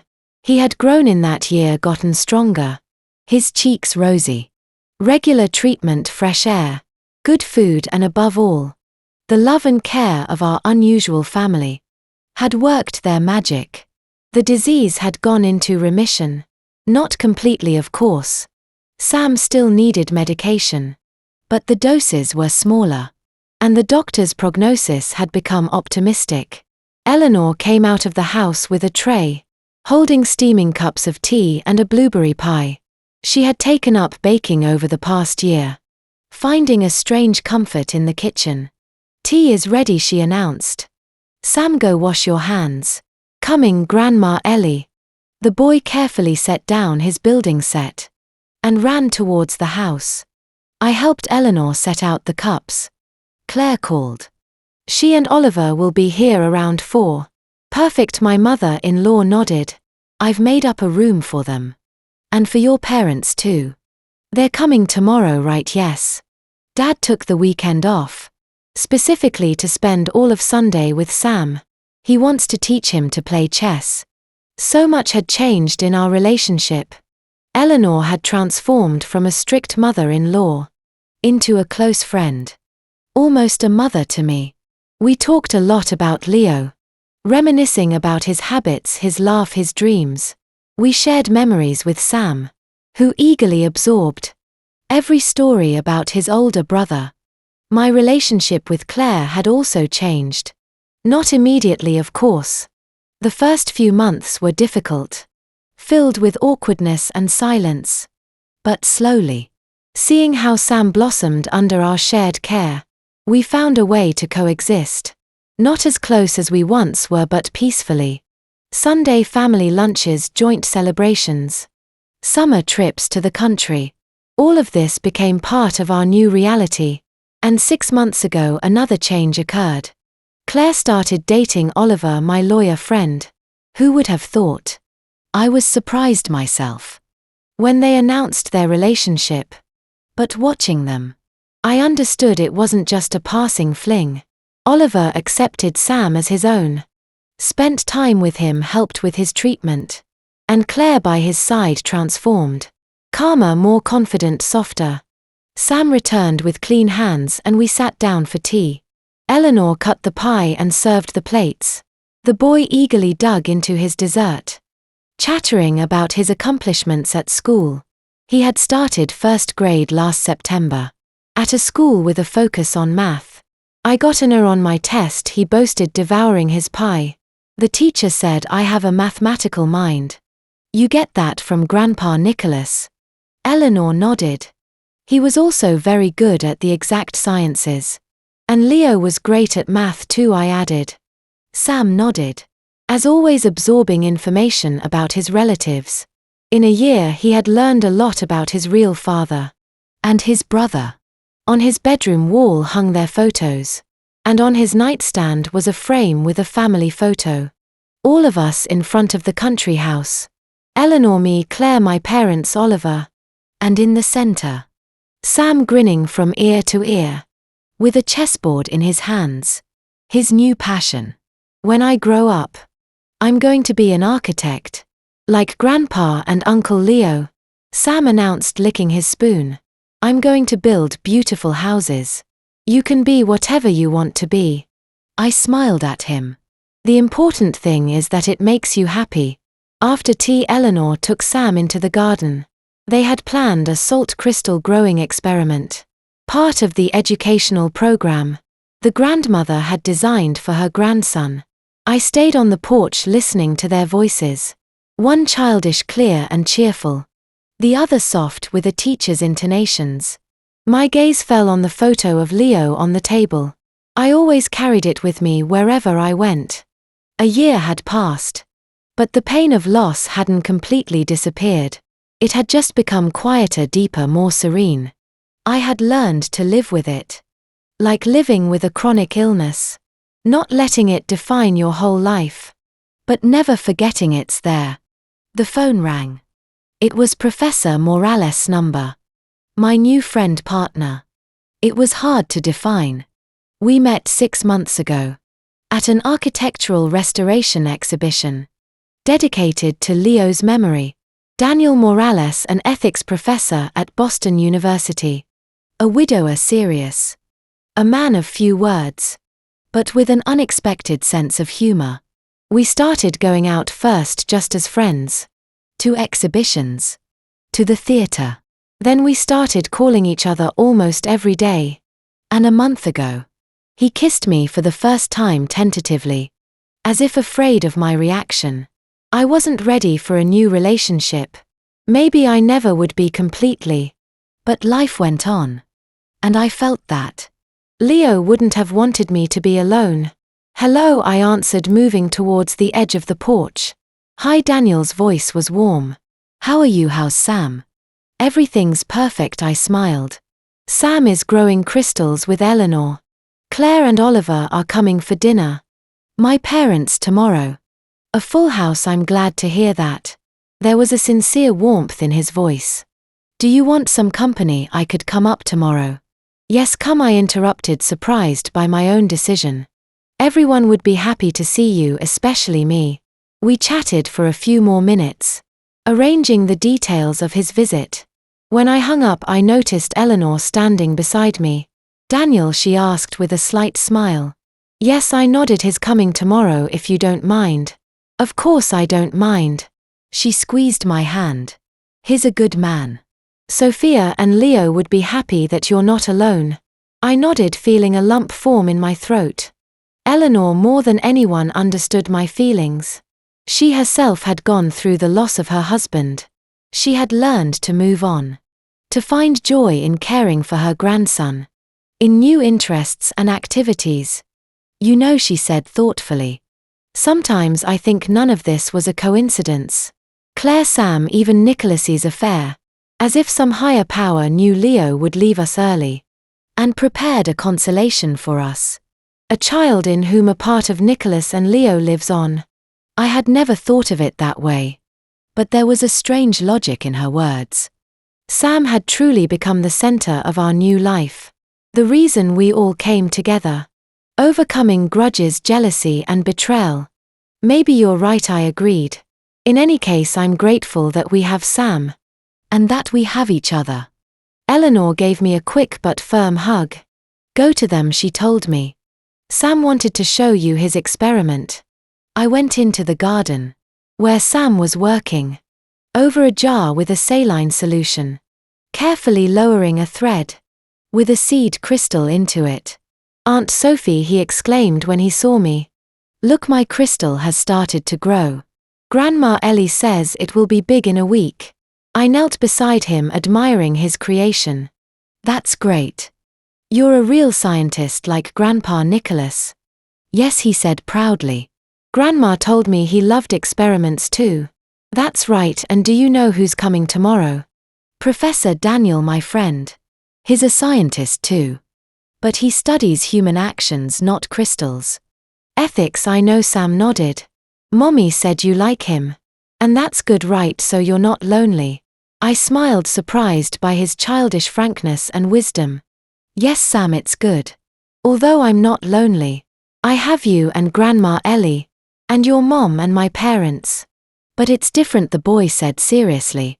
Uncle Leo wanted you to be happy. He always said so when he picked me up from daycare. That the most important thing was for his Sophie to be smiling. I froze. Leo picked you up from daycare, yeah? Sometimes Sam nodded. As if it were the most normal thing in the world. When Mommy was late at work, he would get me and wait with me on the bench outside. We talked about cars and dinosaurs. He was really fun. I looked at him, unable to speak a word. Leo knew all that time he had known who Sam was. Maybe not with absolute certainty. Maybe he just suspected. But he felt it, recognized him, looked after him. And he never told me anything. To not hurt me. To not force me to choose between him and my sister. Aunt Sophie, are you crying? I touched my cheek and felt the tears. No, sweetie, I smiled through them. Just got something in my eye. Tell me more about your experiment. Sam enthusiastically returned to his explanations. And I listened, thinking about Leo. About his kindness, his wisdom. His ability to love unconditionally. Without asking for anything in return. Evening was falling. The sun was approaching the horizon. Painting the garden in golden hues. In the distance, the sound of a car engine. Claire and Oliver were arriving.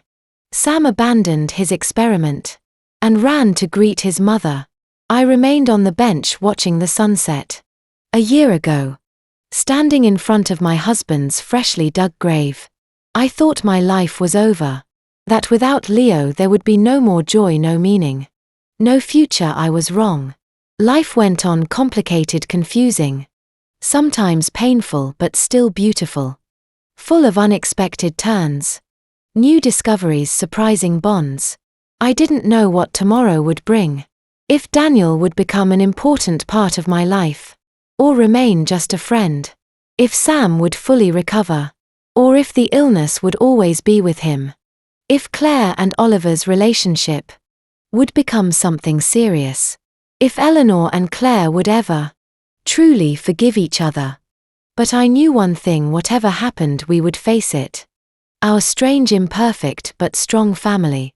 I got up from the bench and went to greet the guests. An evening full of conversations, laughter and plans for the future awaited us. Life awaited us.